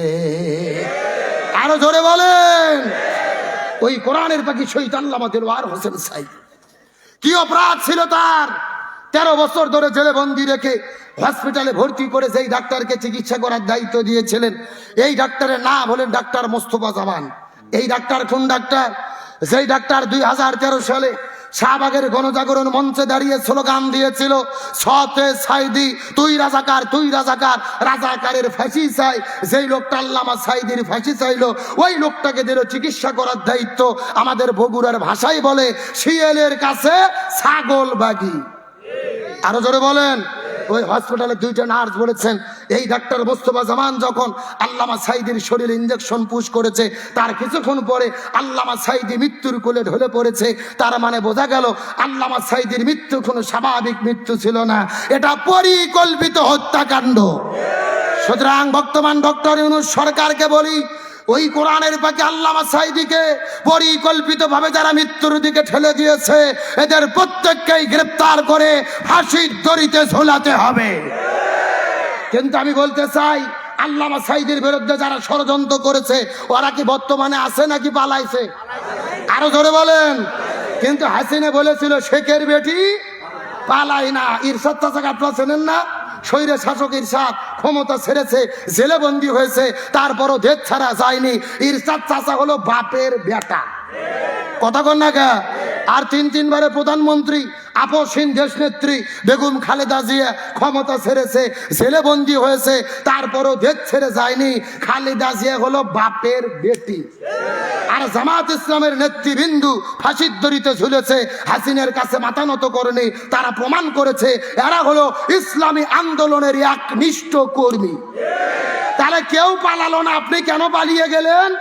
আল্লামা সাঈদী বলেছিল স্বৈরাচার হাসিনা যা বলে তা করে না, আর যা করে তা বলে না। আগের দিনে হাসিনা বলেছিল শেখের বেটি পালায় না, হাসিনা পালায় না, পরের দিনে উনি পালিয়ে গেল। আছে না গেছে? কোথায় আওয়ামী লীগ, কোথায় কাদের কাকা, কোথায় গেল ওই জালেমের গরম গরম কথা? একটু জোরে বলেন, জোরে বলেন। কোথায় আওয়ামী লীগ, কোথায় কাদের কাকা, কোথায় গেল ওই জালেমের গরম গরম কথা? খেলা হবে, খেলা হবে, খেলা হবে, খেলা হবে, খেলা হবে বইলা কাকা গেল পালাইয়া। এ কথা কর না কে? ওরা ডাইলগ দিয়েছিল খেলা হবে। কে বলেছিল? কি কাদের? এ যেরকম কি কাদের? কাউও কাদের। আমার ভাইরা শোনেন, এই ওবায়দুল কাদের মানুষের অন্তরে যত জ্বালা দেশে, এত জ্বালা পৃথিবীতে কোনো নেতা দেয়নি। এই জন্য ওবায়দুল কাদের চলে গেছে। আজকে ওবায়দুল কাদেরকে অসম্মানিত করতেছে কে? বাংলাদেশের যে কিছু কিছু শিল্পী আছে ভাই, মারাত্মক শিল্পী, এমন গান বার করছে মাথায় চলে না। আমি কি বলবো? বলবো এ বলবো কে তাকবীর দাও, ভাই পালাচ্ছে না কে? শোনেন শোনেন, 2-4 জন যারা উঠে যাচ্ছে, এরা যদি জাগার মাল পেশাব করে জাগাত ফেরত না আসে, তাহলে মনে করবেন ভেজাল আছে। কথা কন, কথা কন। আসার কোন সুযোগ। ওরা বলছিল খেলা হবে, আমার দিকে তাকান, এদিকে তাকান। এই যে এরকম একটা বুড়ো চাচা মুরব্বী, আজ থেকে 2 বছর আগে যখন নির্বাচন হলো ভাই, ভোটের দিনে আমাদের বগুড়ার ঘটনা, ওই চাচা চিন্তা করছে 8টার দিকে যেহেতু ভোট, ফজর নামাজ পড়ার পরে মনে মনে ভাবছে আমি রোজু নষ্ট করবো না, ফজরের রোজু আটকে ছুঁয়ে আমি 8টার দিকে ভোট দিতে যাব। এই চিন্তা করে চাচা 8টার দিকে ভোট দিতে গেছে। চাচা 8টার দিকে ভোট দিতে যাওয়ার পরে দেখে চাচা যাওয়ার আগে আর এক আল্লাহর ওলি এসে তাহাজ্জুদের নামাজ পড়িয়ে দিয়ে গেছে। কথা কি বোঝা যায়? চাচা গেছে ফজরের রোজুতে ভোট দিতে, আর ওরা কাম সারতে তাহাজ্জুদের রোজু দেয়। চাচা মন খারাপ করে চলে যাচ্ছে, ছেলেপেলে ডাকতে চাই, চাচা শোনেন বাড়িতে চাচিকে নিষেধ করবেন, চাচু যেন না আসে, তার কারণ চাচির ভোটও দেওয়া হয়ে গেছে। তখন চাচা বলতেছে কে বাবা, তোমার চাচি মরে গেছে 6 বছর আগে। সরে বলেন কয় বছর আগে? বলছে 6 বছর আগে চাচি মারা গেছে। আজকে কখন ভোট দিতে এসেছিল, আমাকে ডাক দিল, তুমি একটু দেখা করতাম। এটা আমাদের বগুড়ার খবর। আপনাদের সাতক্ষীরার কি খবর? একই খবর। তার মানে বোঝা গেল গত 16 বছর যেই নির্বাচন হয়েছে, নিরপেক্ষ নির্বাচন যদি হইতো, জামাত বিএনপির প্রার্থীরা যদি মাঠে থাকতে পারতো, এরা এমপি মন্ত্রী হওয়া তো দূরের কথা, একটা মেম্বার পর্যন্ত হতে পারতো না। আর বিনা ভোটে এমপি মন্ত্রী হয়ে কাজ পায় না, কোরআনের মাহফিল বন্ধ করে। আলোচনা কি চলবে? চলবে। কারা কারা চলবে হাত তোলেন তো দেখে। লিল্লাহে তাকবীর। আজকের মাহফিল চলছে, চলবে। সাতক্ষীরার মাহফিল, ঝাউডাঙ্গার মাহফিল, কামারবাইসার মাহফিল কতক্ষণ চলবে? সারা রাত। এটা কি হুজুর মারা ওয়াজ নাকি? আমার বেড়া সারা রাত নয়। আলোচনা যেহেতু শুরু করেছি ভাই, আর 15 মিনিট কি টাইম দেওয়া যাবে? জোরে বলেন, দেওয়া যাবে? এ মুরব্বি, মুরব্বি, মুরব্বি, কে রে কিসের পেশাব রে? আচ্ছা শোনেন, আমি যদি আব্দুল মজিদ ভাইক বলি যে ভাই আপনি একটু 5 মিনিট ওয়াজ করেন তো, আমি পেশাব করে আসি, আপনাকে আমাকে যেতে দেবেন? বক্তার পেশাব না লাগে, সোতারি এত পেশাব কিসের? বেশি পেশাব কিন্তু লক্ষণ ভালো না, ডায়াবেটিস হবে। আর বাড়ির বউ থাকলে আরো বিপদ। এ কথা কর না কা। আলোচনা চলছে, ওটা উঠি করা যাবে। পেশাব যদি লাগেও থাকে, সিপি মারে বসে থাকেন, ডায়াবেটিস ভালো হবে। আসেন আমার দিকে লক্ষ্য করেন। আমি আপনাদেরকে একটা কথা বলতে চাই, এই যে স্বৈরাচার হাসিনা আলেমদেরকে হত্যা করলো, জেলে বন্দি করলো, দেশ ছেড়ে বের করে দিল, ইসলামের কি কোনো ক্ষতি করতে পেরেছে? বরং আমরা লক্ষ্য করে দেখতে পারতেছি, স্বৈরাচার পালিয়ে যাওয়ার পরে বাংলাদেশে ইসলামপন্থীদের গণজোয়ার চলতেছে। তারা আল্লামা সাঈদীকে হত্যা করেছিল। আল্লামা সাঈদীর মাহফিলে লাখ লাখ লোক হয়। ভারত চেয়েছিল সাঈদীকে হত্যা করো, হাসিনা ক্ষমতার টিকে থাকার জন্য সাঈদীকে হত্যা করলো। কিন্তু আল্লাহর কি খেলা, আল্লামা সাঈদী মাহফিলে আসলে লোক হইতো 1 লাখ, আর এখন আজারি মাহফিল করলে লোক হচ্ছে 25 লাখ। এ আল্লাহু আকবার কোন? এগুলো কার খেলা? তার মানে বোঝা গেল আলেমদের জেলেবন্দি করে, আলেমদের হত্যা করে, আলেমদের দেশ ছাড়া করে কোরআনের গণজোয়ারকে বন্ধ করা যাবে। আল্লামা সাইদি বজ্র কণ্ঠে বলেছিল, এই যে লাখ লাখ মানুষ আমার মাহফিলে আসে, এরা আমার আকর্ষণে আসে না, এরা আসে আল্লাহর কোরআনের আকর্ষণে। তাহলে কোরআনের আকর্ষণে যদি মাহফিলে লোক আসে, এক সাইদিকে হত্যা করে কি করবেন? আল্লাহ শত সাইদি পাঠাইয়া দেবে, এক আজারিকে দেশ ছাড়া করবেন, হাজারো আজারি তৈরি হবে, এক আমির হামজাকে জেলেবন্দি করবেন, শত আমির হামজা আল্লাহ পাঠাইয়া দেবে। তার মানে বোঝা যায় কোরআনের গণস্রোতকে, গণজোয়ারকে বন্ধ করা যাবে না। কিন্তু কিছু কিছু লোকের শরীরে চুলকনি উঠেছে, বোঝেন নাই? আজারি শুধু আপনাদের যশোরে এসে একদিন বক্তব্য দিয়েছিল যে এক দল খাইছে আর এক দল খাওয়ার জন্য রেডি হয়েছে। আচ্ছা বলেন তো, আজারি কি কোনো দলের নাম বলছে? কিন্তু কিছু কিছু লোক ভুল বুঝে সেই বক্তব্য নিজেদের দিকে ঠেলে নিয়ে বলতেছে কেন আজারি রাজনৈতিক বক্তব্য দেয়। আমাদের দেশে একটা কথা আছে, চোরের মন পুলিশ পুলিশ, চোরের মন। বলতেছে ঠাকুর ঘরে কে রে, ও লাভ জোটে বলতেছে কলা খাইনি, তার মানে বোঝা যাচ্ছে কলা খাওয়ার জম। এ কথা কন না কে? আর আজারির বিরুদ্ধে বেশি লাগছে দুইজন ব্যক্তি, একজনের নাম হলো হারুন আর একজনের নাম হলো পাপিয়া। যুবকেরা কথা কটাকা, আমি চিন্তা করলাম কে এদের দুইজন আজারির বিরুদ্ধে লাগার কারণ কি? গবেষণা করে খোঁজ না চাপাই দেখলাম হারুন আর পাপিয়া দুইজন হলো স্বামী আর স্ত্রী, বানায় সেজন মিস্ত্রি। সারা রাত এদের ঘুম হয় না, সারা রাত শুধু বাড়ির আজারি আজারি জিকির করতে থাকে। আর একটা কারণ হলো আগামী 22শে ফেব্রুয়ারি আজারি মাহফিল করবি হারুনের বাড়ির কাছে, মানে আর ভোকের উপর যে ঝাঁকি দেবে রে। আল্লাহু আকবার কোন? এত পাগল হওয়ার কারণ হলো আগে থেকে আজারি দেখতে পারে না, আর 22 তারিখে মাহফিল করবে হারুনের বাড়ির কাছে। আমার মনে বলছে যে 2 মাস ধরে এই পাপি আর হারুনের ঘুম নাই। আমরা পরিষ্কার করে বলি, হারুন বলেছে আজারে জামাতের প্রোডাক্ট, ভোট চাওয়ার জন্য জামাত তাকে নিয়েছে। আমি বলি না, আজারে কোনো দলের প্রোডাক্ট নয়, আজারে বাংলাদেশের 18 কোটি জনগণের সম্পদ। তাকে কোনো দলের ট্যাগ লাগাবেন না। তিনি কোরআনের কথা বলে, রসুলের কথা বলে। আজারি রাজনীতি করে না, হ্যাঁ অবশ্যই রাজনীতি করে, বাংলাদেশের রাজনীতি করে না। আজারি যদি রাজনীতি করে, কোরআনের রাজনীতি করে। আজারি যদি রাজনীতি করে, রসুলের রাজনীতি করে। আপনি যদি আপনার নেতা রাজনীতি করতে পারেন, আমরা আলেমেরা কোরআনেরটা করতে পারবো না?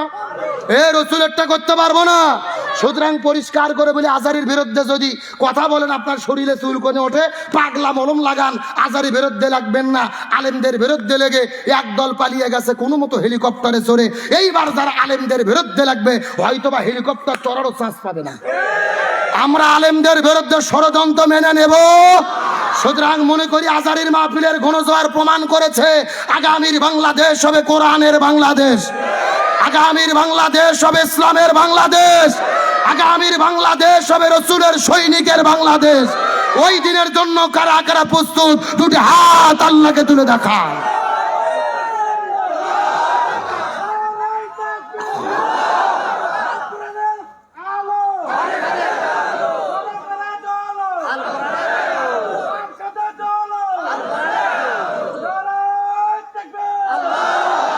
সাতক্ষীরার ভাইরা আপনাদের কি কষ্ট হচ্ছে? রাগ করতেছেন? আর মিনিট 15 টাইম কি দেওয়া যাবে? তাহলে চিৎকার করে বলেন সাহাবী হামজালার কি গোসল বাকি? আরেকটু জোরে বলেন না। হ্যাঁ, এটা হচ্ছে আপনাদের আলোচনা। এই আলোচনার মধ্যে আমি আজকে যে সাবজেক্ট ধরেছি, বিশাল একটা শিক্ষা আছে, অবশ্যই আলোচনা করব। তবে এখন যদি অনুমতি দেন, আমি মহিলাদের জন্য 2 মিনিট কিছু বলবো। পর্দার অন্তরালে আমি শুনেছি আপনাদের চাইতে 4 গুণ মহিলা বেশি, ওদেরকে একটু সাইজ করার দরকার আছে না নাই?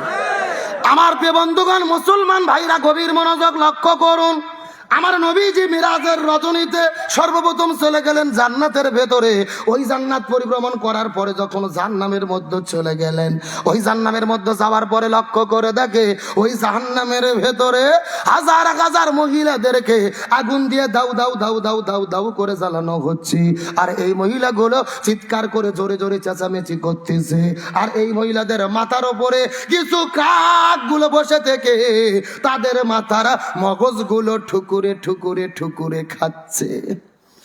এই দৃশ্য দেখার পর নবীজির মনটা বড় খারাপ হয়ে গেল। নবীজি জিজ্ঞেস করে বলেন, ও ভাই জিবরাইল, এই সমস্ত মহিলা কারা বলো তো দেখি। এমন সময় জিবরাইল বলেন, ইয়া রাসূলুল্লাহ, মন খারাপ করবেন না, এইমাত্র আল্লাহ জানাই দিল আপনার উম্মতের ভেতরে অধিকাংশ মহিলারা জাহান্নামে যাবে। অধিকাংশ মহিলাগুলো যাবে কোথায়? এই কথা শোনার পরে নবীজির মনটা বড় খারাপ হয়ে গেল।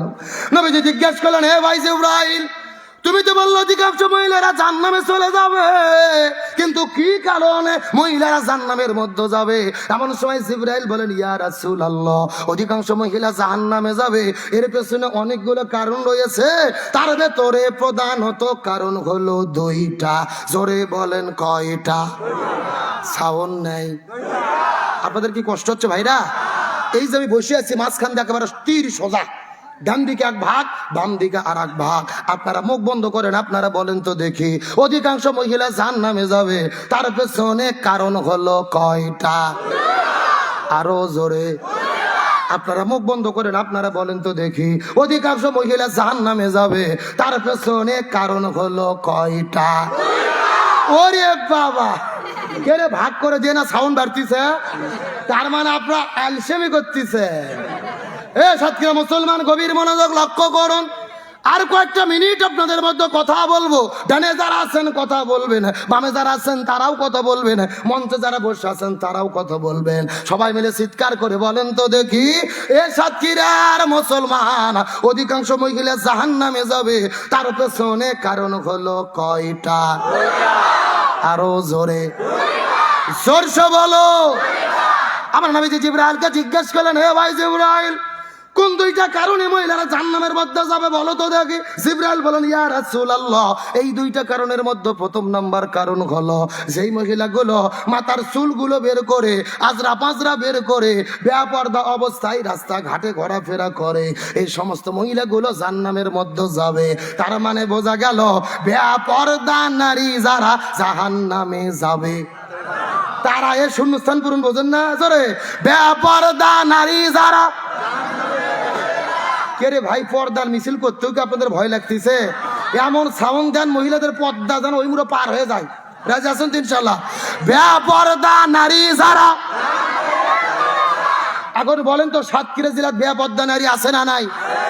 আরো জোরে বলেন। এ যুবকেরা মনোযোগ দিয়ে শোনো, এই যার 3 দিন পরে বাংলাদেশে আসতেছে 14ই ফেব্রুয়ারি। আরো ধরে বলেন, 14ই ফেব্রুয়ারি কি দিবস? 14ই ফেব্রুয়ারি ভালোবাসা দিবস নয়, 14ই ফেব্রুয়ারি হলো বিশ্ব বেহায়া লুচ্চ কাতি মাসে কুত্ত দিবস। যেরকম কি দিবস? কুত্ত শোনেন না? কুকুর, কুকুর আমাদের বগুড়াতে বলে কুত্তে। শোনেন, ইসলামের ভালোবাসা হলো সারা বছর, সারা মাস, সারা দিন, প্রত্যেকটা সময়, নির্দিষ্ট সময় ইসলামে ভালোবাসা জায়েজ, কিন্তু নির্দিষ্ট সময় যে জন্তু ভালোবাসা করে এদের নাম হলো কুকুর। আজ থেকে 4 বছর আগে কুমিল্লা থেকে তাবলিগের কিছু ভাইরা আমাদের বগুড়াতে এসেছে দিনের দাওয়াত নিয়ে, কিন্তু 2টা কুকুর রাস্তার উপরে এমন ভাবে জোড়া লাগে প্রেম শুরু করছে, হুজুররা শুধু দেখে বলতেছে সে সে সে, কিন্তু কুকুরগুলো কথা শুনে না ঢাসের লাগান চাইয়া আছে। আস্তে করে কুকুর কাছে যাই আমি বলতেছি, কারে কুকুর, তোদের কি লজ্জা শরম নাই? প্রেম ভালোবাসা আছে ওতে ঘাতে আড়া জঙ্গলে, সেখানে যে কর। সদর রাস্তায় কুকুরগুলো বলতেছে, হুজুর শুধু আমাদেরটাই ভুল ধরতেছেন। এই কুকুরগুলো বলতেছে 14ই ফেব্রুয়ারিতে স্কুল কলেজ ভার্সিটিতে যারা জোড়া জোড়া লেগে প্রেম করে, ওরাও যা, আমরাও যা, ওরাও তাই। আরো ধরে বলেন, আমরাও যা। এই জন্য বলি 14ই ফেব্রুয়ারি কোনো ভালোবাসা দিবস নয়, এটা কাতি মাসে কুত্ত দিবস। আমি যখন বলবো 14ই ফেব্রুয়ারি, আপনারা বলবেন কাতি মাসে কুত্ত দিবস, বলতে পারবেন না।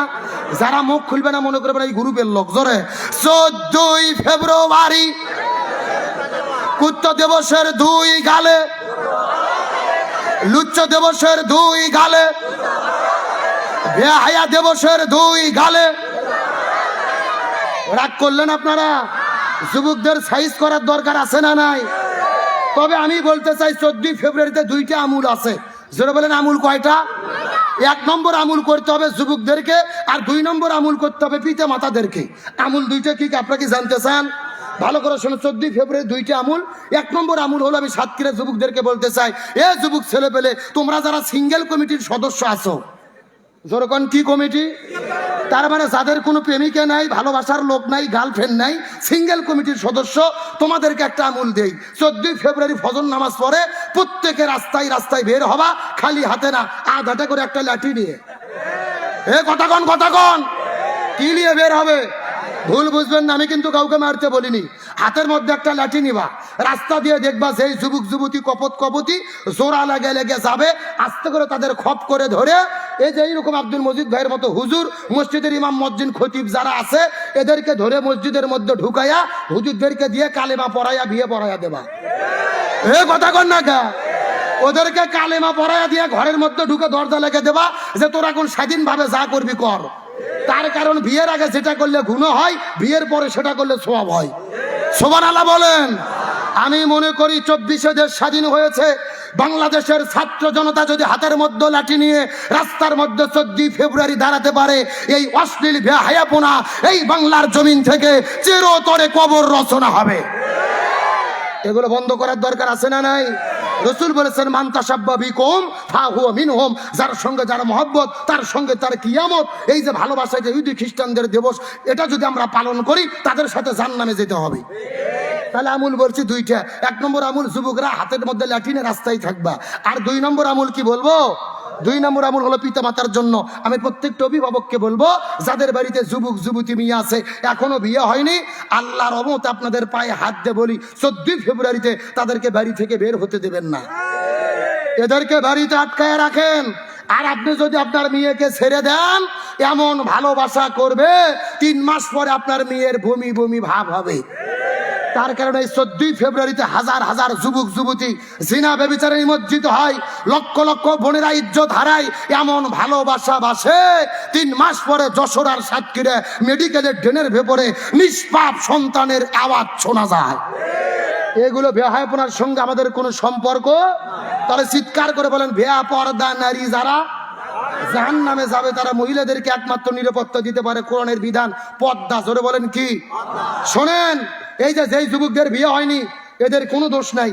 আপনার মেয়ে আমার মেয়ে যদি পর্দা করতো, আর আপনার মেয়ে আমার মেয়ের সঙ্গে প্রেম ভালোবাসা ধর্ষণ করা তো দূরের কথা, একটা মিস কলও দেওয়ার সুযোগ পেত না। আমরা আমাদের মেয়েদেরকে বেপর্দা করে রাস্তায় ছেড়ে দিয়েছি, আর এলাকার সবগুলো যুবকের চরিত্র শেষ হয়ে যাচ্ছে। আমার একটা কথা শোনেন, আপনার মেয়ের বয়স হলো 18 বছর। জোরে কোন কয় বছর? 18 বছরের মেয়ে সুন্দর করে যদি বোরকা পরে দিয়ে, মুখ ঢাকা, হাত মুজো পাও মুজো, রাস্তা দিয়ে যদি হেঁটে যায়, এই যে যুবকেরা বসে আছে, যে সালাম দিয়ে বলবে আসসালামু আলাইকুম খালাম্মা, কেমন আছেন? কথা কন না গায়ে। তার কারণে ভেতরে জিনিসটা কি বোঝা যাচ্ছে না।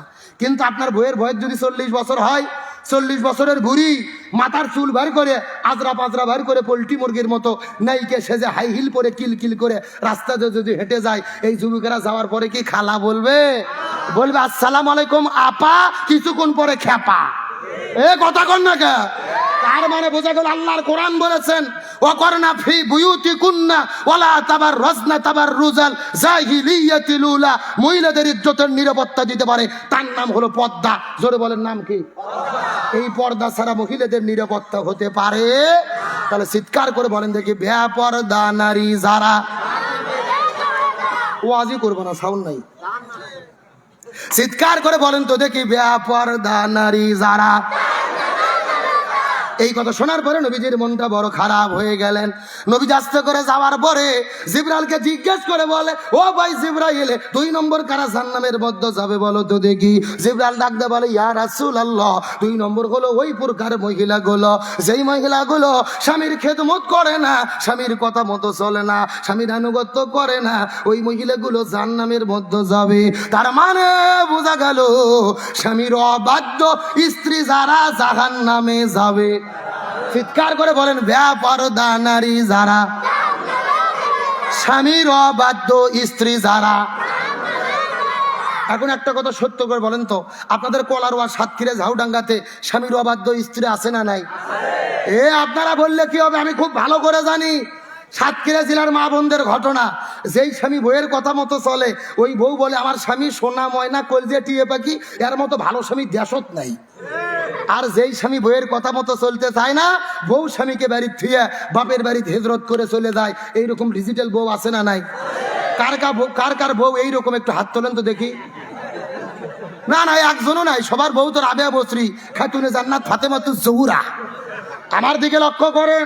তার মানে মহিলারা নিজে রাষ্ট্রপতি সেজে স্বামীকে চালাতে চায়, স্বামীর অধীনে চলতে চায়, কিন্তু আল্লাহর কোরআনের বিধান বলেছে না, আর রিজালু কাওয়ামুনা আলান নিসা, পরিচালক কোন স্ত্রী হতে পারবে না, পরিচালক হতে হবে পুরুষদেরকে। কার কথা?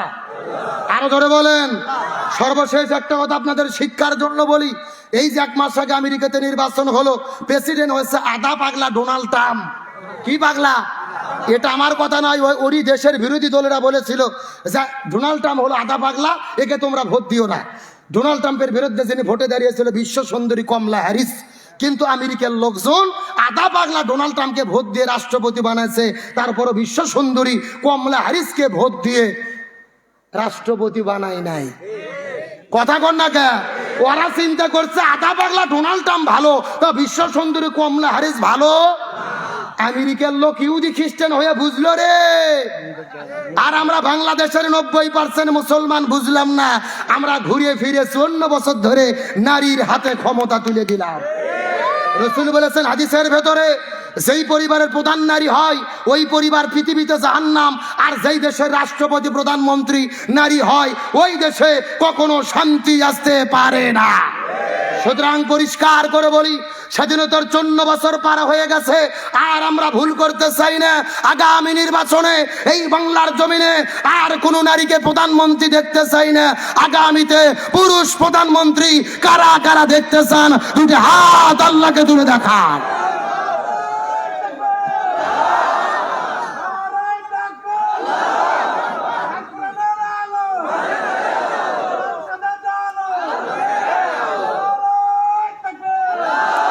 হ্যাঁ, সাতক্ষীরার ভাইরা ভালো করে শোনেন, রাজনৈতিক দৃষ্টিকোণ থেকে নেবেন না।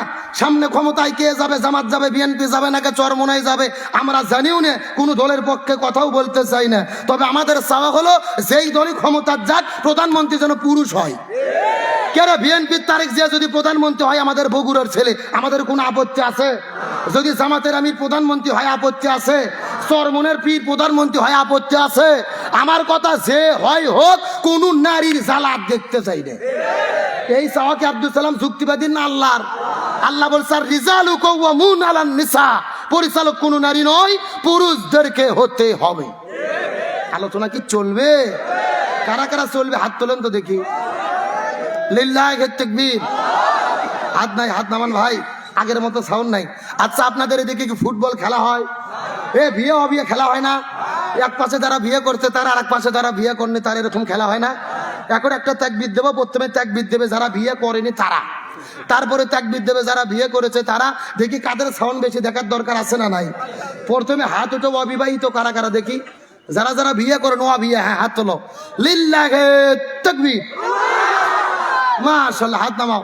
এখন যারা যারা বিয়ে করছেন, বাবা যারা মুরব্বীরা, বড় ভাই যারা যারা বিয়ে করেছেন সবাই হাত তোলেন। যারা যারা বিয়ে করেছেন, জি হ্যাঁ, লিল্লাহি তাকবীর। কি আব্দুল মজিদ ভাই, সাউন্ড কোনটা বেশি? আপনারা বিয়ে করছেন এই জন্য বলতেছেন নাকি? আসলে বিয়েলাদের সাউন্ড বেশি হওয়ার কারণ হলো বিয়েলাদের সংখ্যা বেশি। জোরে বলেন, কি বেশি? এখন বিয়ে অবিয়ে সবাই মিলে সাথে যদি একটা তাকবীর দেয়, সাউন্ড কম হবে না বেশি হবে? সবাই মিলে এমন একটা তাকবীর দেব, আশেপাশে কোনো সার পোকা, তেলা পোকা, উই পোকা, ইসলাম বিদ্বেষী শক্তি যদি থাকে, ওদের অন্তর যেন কাঁপনি সৃষ্টি হয়। রাজি আছেন? দেখি সবাই টান টান করে একটু হাত তুলুন তো দেখি সবাই। হ্যাঁ হ্যাঁ, মুরব্বি মুরব্বি, হ্যাঁ সবাই একটু হাতগুলো নাড়াচাড়া করেন তো দেখি। আলহামদুলিল্লাহ, নাড়াচাড়া করেন জি। এখন হাতগুলো একটু মুষ্টি করেন তো দেখি, মুষ্টি মুষ্টি মুষ্টি। হ্যাঁ যাবে, 2 মিনিট ভিডিও নাও একটু একটু। হ্যাঁ, লিল্লাহি তাকবীর। আল কোরআনের আলো, আল হাদিসের আলো, দুনিয়ার মুসলিম ইসলামের শত্রুরা আল কোরআনের আলো, সংসদে জালো, সারা বাংলায় জালো, সারা বিশ্বে জালো, দুনিয়ার মুসলিম ইসলামের শত্রুরা লিল্লাহি তাকবীর। আলহামদুলিল্লাহ ভাই, আমার কলিজা ঠান্ডা হয়ে গেছে। রাত বাজতেছে 12টা 13 মিনিট, আর আপনাদের চোখের দিকে চাইয়া মনে হচ্ছে সন্ধ্যা 7টা বাজে। এ কথা কর না কা? রাত 12টা যে কখন পার হয়ে গেছে আমরা বুঝতেই পারিনি। আমার মন বলতেছে আজকের মাহফিল আল্লাহর দরবারে কবুল হয়ে গেছে। আমিন কোন। আলোচনা যেহেতু শুরু করছি ভাই, 12টার বেশি আমি তো ওয়াজ করি না। 4 মিনিট 5-7 টাইম দেওয়া যাবে? মিনিট 10 টাইম দেওয়া যাবে? আমি চিন্তা করতেছি এরা 2 ঘন্টা দাঁড়িয়ে আছে, এরা কি রে থাক, আর আমি ডাকবো না ভাই, দাঁড়িয়ে থাকেন, যা মন চাই সারা রাত ধরে দাঁড়িয়ে থাকেন। তবে ভেতরে যারা আছে এরা কারে ভাই, সামনে ফাঁকা একটু মিল করেন তো ভাই, আসেন তো সামনে আসেন, সামনে ফাঁকা মিল করেন। জি, মিনিট 10 কি টাইম চলবে? আলোচনা চলছে চলছে, ওটা উঠি করা যাবে? জি জি জি জি জি, আসেন আসেন, তাহলে চিৎকার করবেন সাহাবী হানজালার কি গোসল বাকি? জি, ওটা বলবো। তাহলে এইদিকে বলেন, বেপরদা নারী যারা, স্বামীর অবাধ্য স্ত্রী যারা, এই জন্য রাসূল বলেছেন মহিলাদের 4টা মূল করতে হবে। চিৎকার করে বলেন কয়টা? সাতক্ষীরার মুসলমান গভীর মনোযোগ লক্ষ্য করে বোঝার চেষ্টা করেন। আর কয়েকটা মিনিট আপনাদের মধ্যে কথা বলার পরে বিদায় নিয়ে চলে যাব। রাসূল বলেছেন মহিলাদের জন্য 4টা আমল করতে হবে। এই 4টা আমল করলে 8টা জান্নাতের দরজা খুলে যাবে। 1 নম্বর হলো নামাজ, 2 নম্বর হলো রোজা, 3 নম্বর স্বামীর খেদমত, 4 নম্বর পর্দা। এই 4টা আমল যদি কোনো মহিলা করতে পারে, আল্লাহ তাদের জন্য 8টা জান্নাতের দরজা খুলে দেবে। যেই দরজা পছন্দ ওই দরজা দিয়ে তারা জান্নাতে চলে যাবে। কি ভাই? সাতক্ষীরা মুসলমান গভীর মনোযোগ লক্ষ্য করুন। কিন্তু মেয়েরা যদি পর্দার বিধান মেনে না চলে কবরে কেমন আযাব হতে পারে। আর 1 মিনিট মহিলাদের জন্য কথা বলবো।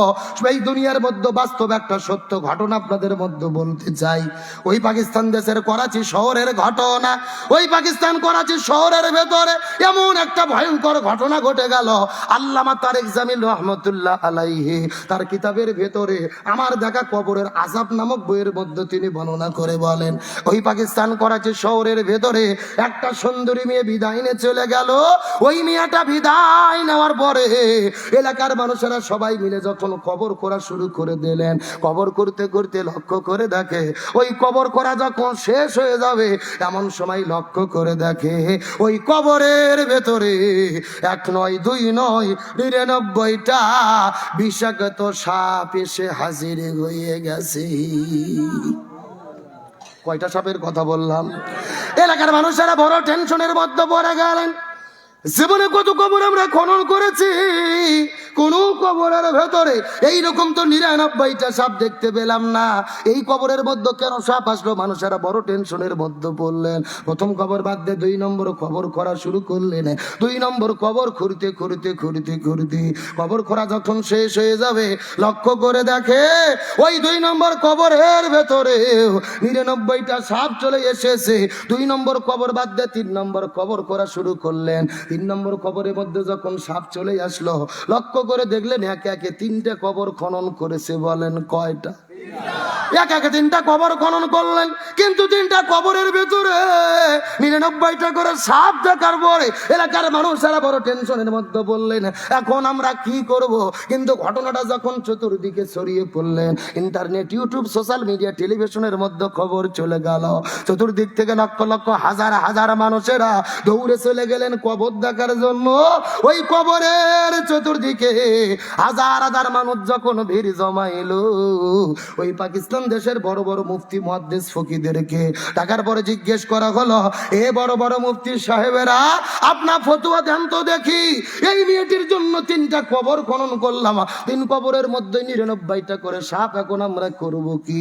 সমস্ত মুফতিরা মিলে ফতোয়া দিয়ে দিল, এই পৃথিবীর মানুষেরা মনোযোগ দিয়ে বোঝার চেষ্টা করো। ওই মেয়েটির জন্য 3টা কবর খনন করেছো, কোনো লাভ হয় নাই। 3টা কবরের ভেতরে 99টা করে সাপ চলে এসেছে। এখান থেকে বোঝা গেল 3টা কবর কেন, 3000 কবর কেন? তোমরা যদি 3 কোটি কবর খনন করো কোনো লাভ হবে না রে। ওই মেয়েটি দুনিয়ার মধ্যে যেই পাপ করেছে ওই পাপের কর্মফল এই কবরে তাকে ভোগ করতে হবে। ওই মেয়েটি দুনিয়ার মধ্যে কি এমন পাপ করলেন যেই পাপ করার কারণে কবরের ভেতরে 99টা করে সাপ চলে আসলো? এই 3টা পাপ গুলো কি কি আমাদের জানতে মন চায় কি চায় না? আমি আপনাদেরকে অবশ্যই বলবো। তবে এখন আমি আপনাদেরকে জিজ্ঞেস করতে চাই, সাহাবী হানজালার কি গোসল বাকি? সাতক্ষীরা মুসলমান গভীর মনোযোগ বোঝার চেষ্টা করবেন।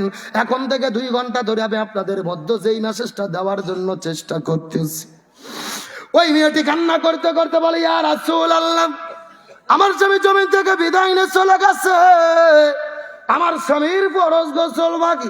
এই কথা শোনার পরে আস্তে করে আমার নবীজি সমস্ত সাহাবীদেরকে ডাক দিয়ে বলে, সাহাবীরা রে, তোমরা আমার সাহাবী হানজালার লাশটা খুঁজে বের করো, তার জন্য সুন্দর করে জানাজান নাও, তার জন্য সুন্দর করে গোসলের ব্যবস্থা করতে হবে। সমস্ত সাহাবীরা পুরা মদিনার মধ্যে তন্ন বিতন্ন করে খোঁজাখুঁজি করেছেন, কিন্তু দুর্ভাগ্যজনক ব্যাপার হলো পুরো মদিনার ভেতরে খোঁজাখুঁজি করার পরে সাহাবী হানজালার লাশটা খুঁজে পাওয়া যায়। সাহাবীরা বড় টেনশনের মধ্যে পড়ে গেলেন। রাসূলের কাছে যাওয়ার পরে বলে, ইয়া রাসূলুল্লাহ, আমরা দীর্ঘক্ষণ ধরে খোঁজাখুঁজি করেছি, তারপর হানজালার লাশটা খুঁজে পাওয়া যায় না, কি করতে পারি?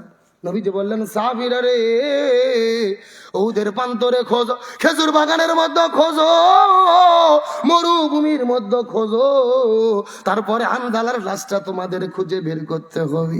সাহাবীরা আবার দৌড় দিলেন, পুরো মদিনার মধ্যে খোঁজাখুঁজি শুরু করলেন। খেজুর বাগানে খুঁজলেন, মরুভূমির মধ্যে খুঁজলেন, পুরো মদিনার ভেতরে তিনবার করে খোঁজাখুঁজি করেছে, তারপরে সাহাবী হানজালার লাশটা খুঁজে পাওয়া যায়।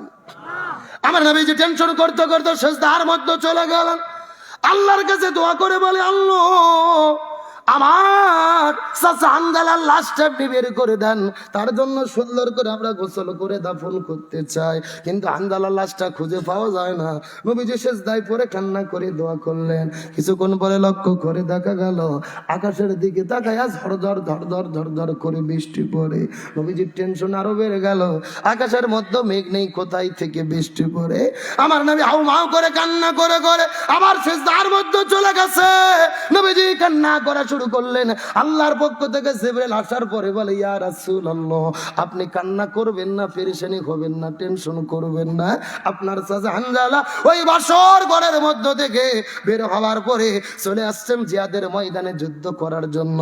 একদিকে ফরজ গোসল বাকি রেখেছে, আর একদিকে 3 ওয়াক্ত ফরজ নামাজ কাজা করেছে, কিন্তু দিন প্রতিষ্ঠার আন্দোলন, জিহাদ, লড়াই সংগ্রাম করার কারণে জীবন দিয়ে বিদায় নিয়ে চলে গেছে।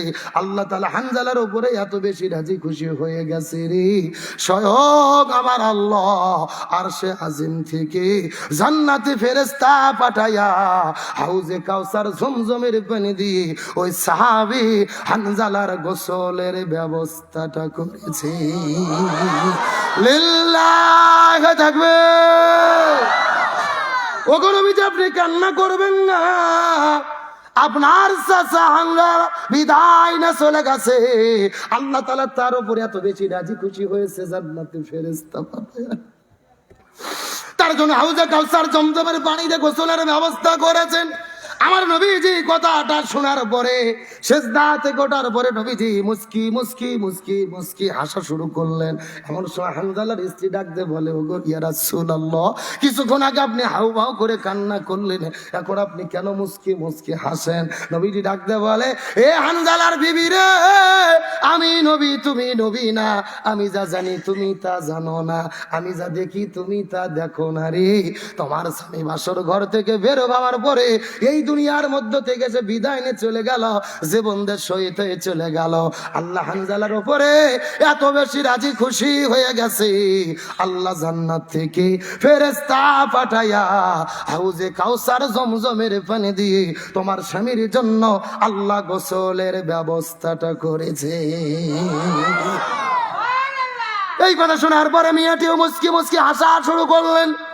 আমার নবীজি ওদের প্রান্তরে লক্ষ্য করে দেখে, ওদের প্রান্তরে লক্ষ্য করে আকাশের দিকে তাকায়া লক্ষ্য করে দেখে, আকাশের মধ্য থেকে একদল সাদা পোশাকধারী দল, একদল সাদা পোশাকধারী নারায়ে তাকবীর আল্লাহু আকবার স্লোগান দিতে দিতে দিতে দিতে ওদের প্রান্তরে আবর্তন করে। নবীজি আস্তে করে সাদা পোশাকধারী দলের কাছে গেলেন, লক্ষ্য করে দেখে তারা একটা খাটুন নিয়ে ওদের প্রান্তরে চলে এসেছে। খাটুনির কাছে যাওয়ার পরে আমার নবীজি লক্ষ্য করে দেখতে পারে ওই খাটুনির ভিতরে সাহাবী হানজালার লাশ দেখা যায়, আর হানজালার লাশের মুখের মধ্য থেকে মনে হচ্ছে জান্নাতি নূর চমকায়া চমকায়া বের হতেছে। আমার নবীজি লক্ষ্য করে দেখতে পারলেন সাহাবী হানজালার মাথার উপর থেকে তার চুলের মধ্য থেকে top top top top top top top top করে পানি বেয়ে পড়তেছে। নবীজির বুঝতে বাকি রইল না, কিছুক্ষণ আগে ফেরেশতারা গোসল করে দিয়েছে, তার গোসলের পানি এখনো তার চুল বেয়ে বেয়ে টপ টপ টপ টপ করে পড়তেছে। সাতক্ষীরা ঝাউডাঙ্গাকে আমার ভাষার মুসলমান ভাইরা, এই দীর্ঘক্ষণ ধরে আলোচনাটা আমি আপনাদের মধ্যে কেন করলাম? এই আলোচনার দ্বারা বোঝা গেল সাহাবী হানজালার ফরজ গোসল বাকি ছিল, আর একদিকে 3 ওয়াক্ত ফরজ নামাজ কাজা ছিল। কিন্তু দিন প্রতিষ্ঠার আন্দোলন, লড়াই সংগ্রাম করার কারণে আল্লাহ এত রাজি খুশি হয়ে গেল, জান্নাতে ফেরেশতা পাঠাইয়া গোসলের ব্যবস্থাটা করে দিল।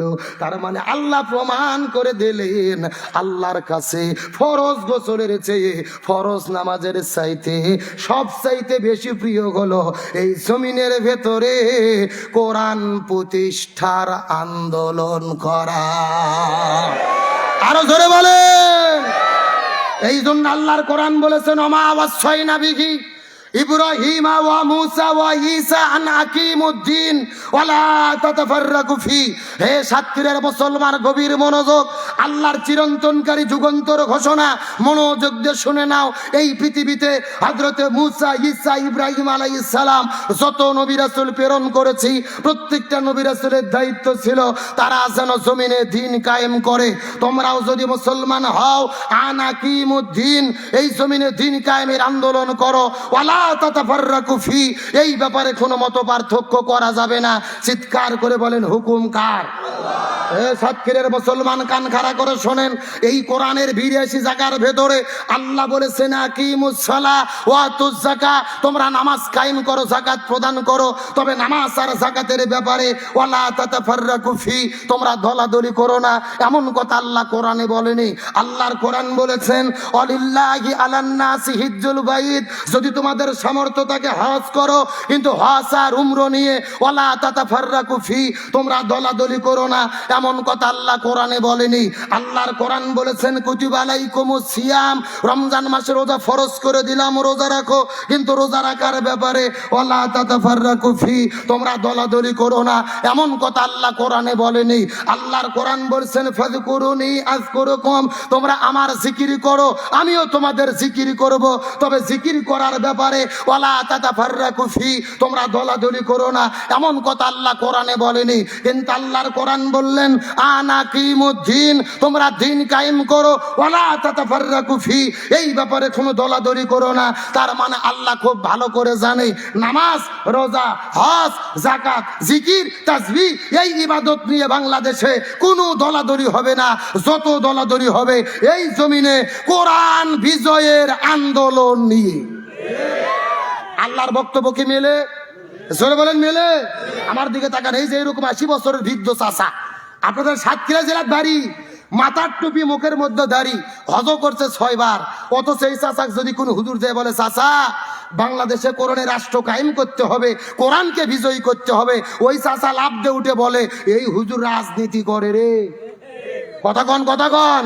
তার মানে ওই রকম চাচার কাছে নামাজ ভালো লাগে, হজ ভালো লাগে, যাকাত ভালো লাগে, কিন্তু আল্লাহর জমিনে আল্লাহর দ্বীন কায়েম ভালো লাগে।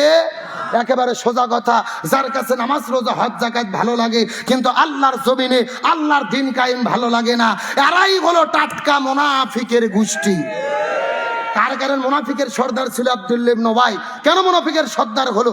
রসুলের পিছে নামাজ পড়তো, মাথার টুপি, মুখের মধ্যে দাড়ি, হজ করতে 6 বার। মুনাফিকের সর্দার হওয়ার পিছনে কারণ হলো 2টা। 1 নম্বর নবীর নেতৃত্ব মানেনি, 2 নম্বর জমিনে দ্বীন কায়েমের বিরোধিতা করেছে। সুতরাং পরিষ্কার করে বলি, এই বাংলার জমিনে যারা দ্বীন কায়েমের বিরোধিতা করবে এরা হলো সবচাইতে বড় মুনাফিকের লক্ষণ। সুতরাং পরিষ্কার করে বলি, এই বাংলাদেশে শান্তির জন্য কোরআন লাগবে। স্বাধীনতার 54 বছর পার হয়ে গেছে, একদল ক্ষমতায় এসেছে, আর একদল ক্ষমতা থেকে চলে গেছে। শান্তি পাওয়ার জন্য আগামী দিনের ঘোষণা, এই বাংলার জমিনে সব দল দেখা শেষ, আগামীতে আলেমদের নেতৃত্বে কোরআনের বাংলাদেশ। আল্লাহর কাছে সবচাইতে প্রিয় কোরআন বিজয়ের আন্দোলন করা। সুতরাং বাংলাদেশে কোরআনকে বিজয়ী করার পক্ষে ইসলামী আন্দোলনের কর্মী হয়ে শপথ নিতে কারা কারা রাজি? 2টি হাত আল্লাহকে তুলে দেখান।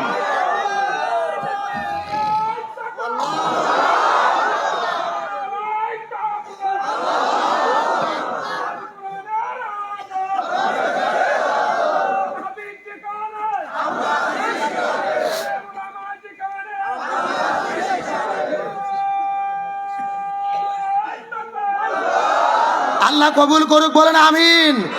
তাহলে আজকের আলোচনার মেসেজ হলো বাংলাদেশের শান্তির জন্য কি লাগবে? বাবার আইন, চাচার আইন, স্বামীর আইন, স্ত্রীর আইন দিয়ে এই জমিনে শান্তি আসবে না। কিসের নীতি লাগবে? আরো ধরে বলেন। তাহলে কবরের মধ্যে কয়টা সাপ? মিনিট পাঁচেক কি শুনবেন? শুনবেন। তাহলে দুই একজন করে উঠে যাচ্ছে মাঝখান থেকে, এরা কারা? ও কোরআনের নীতির কথা ভাল লাগতেছে না আপনাদের? জিজ্ঞেস করে আজকের মাহফিল হয়তো আপনার খুশি না বেজার? কারা কারা বেজার হাত তোলেন তো দেখি। হ্যাঁ, এই যে চারজনে ঘুম ধরতে বোঝা গেল। এই সত্য সত্য কারা কারা খুশি হাত তোলেন তো দেখি। হাত উঠেন, হাত উঠেন। হ্যাঁ, চিৎকার করে বলেন ইয়া রাব্বাল আলামিন। আজকের মাহফিলকে আপনি কবুল করে নেন। এই মাহফিলে ওসিলা করে আমাদের সবাইকে মাফ করে দেন।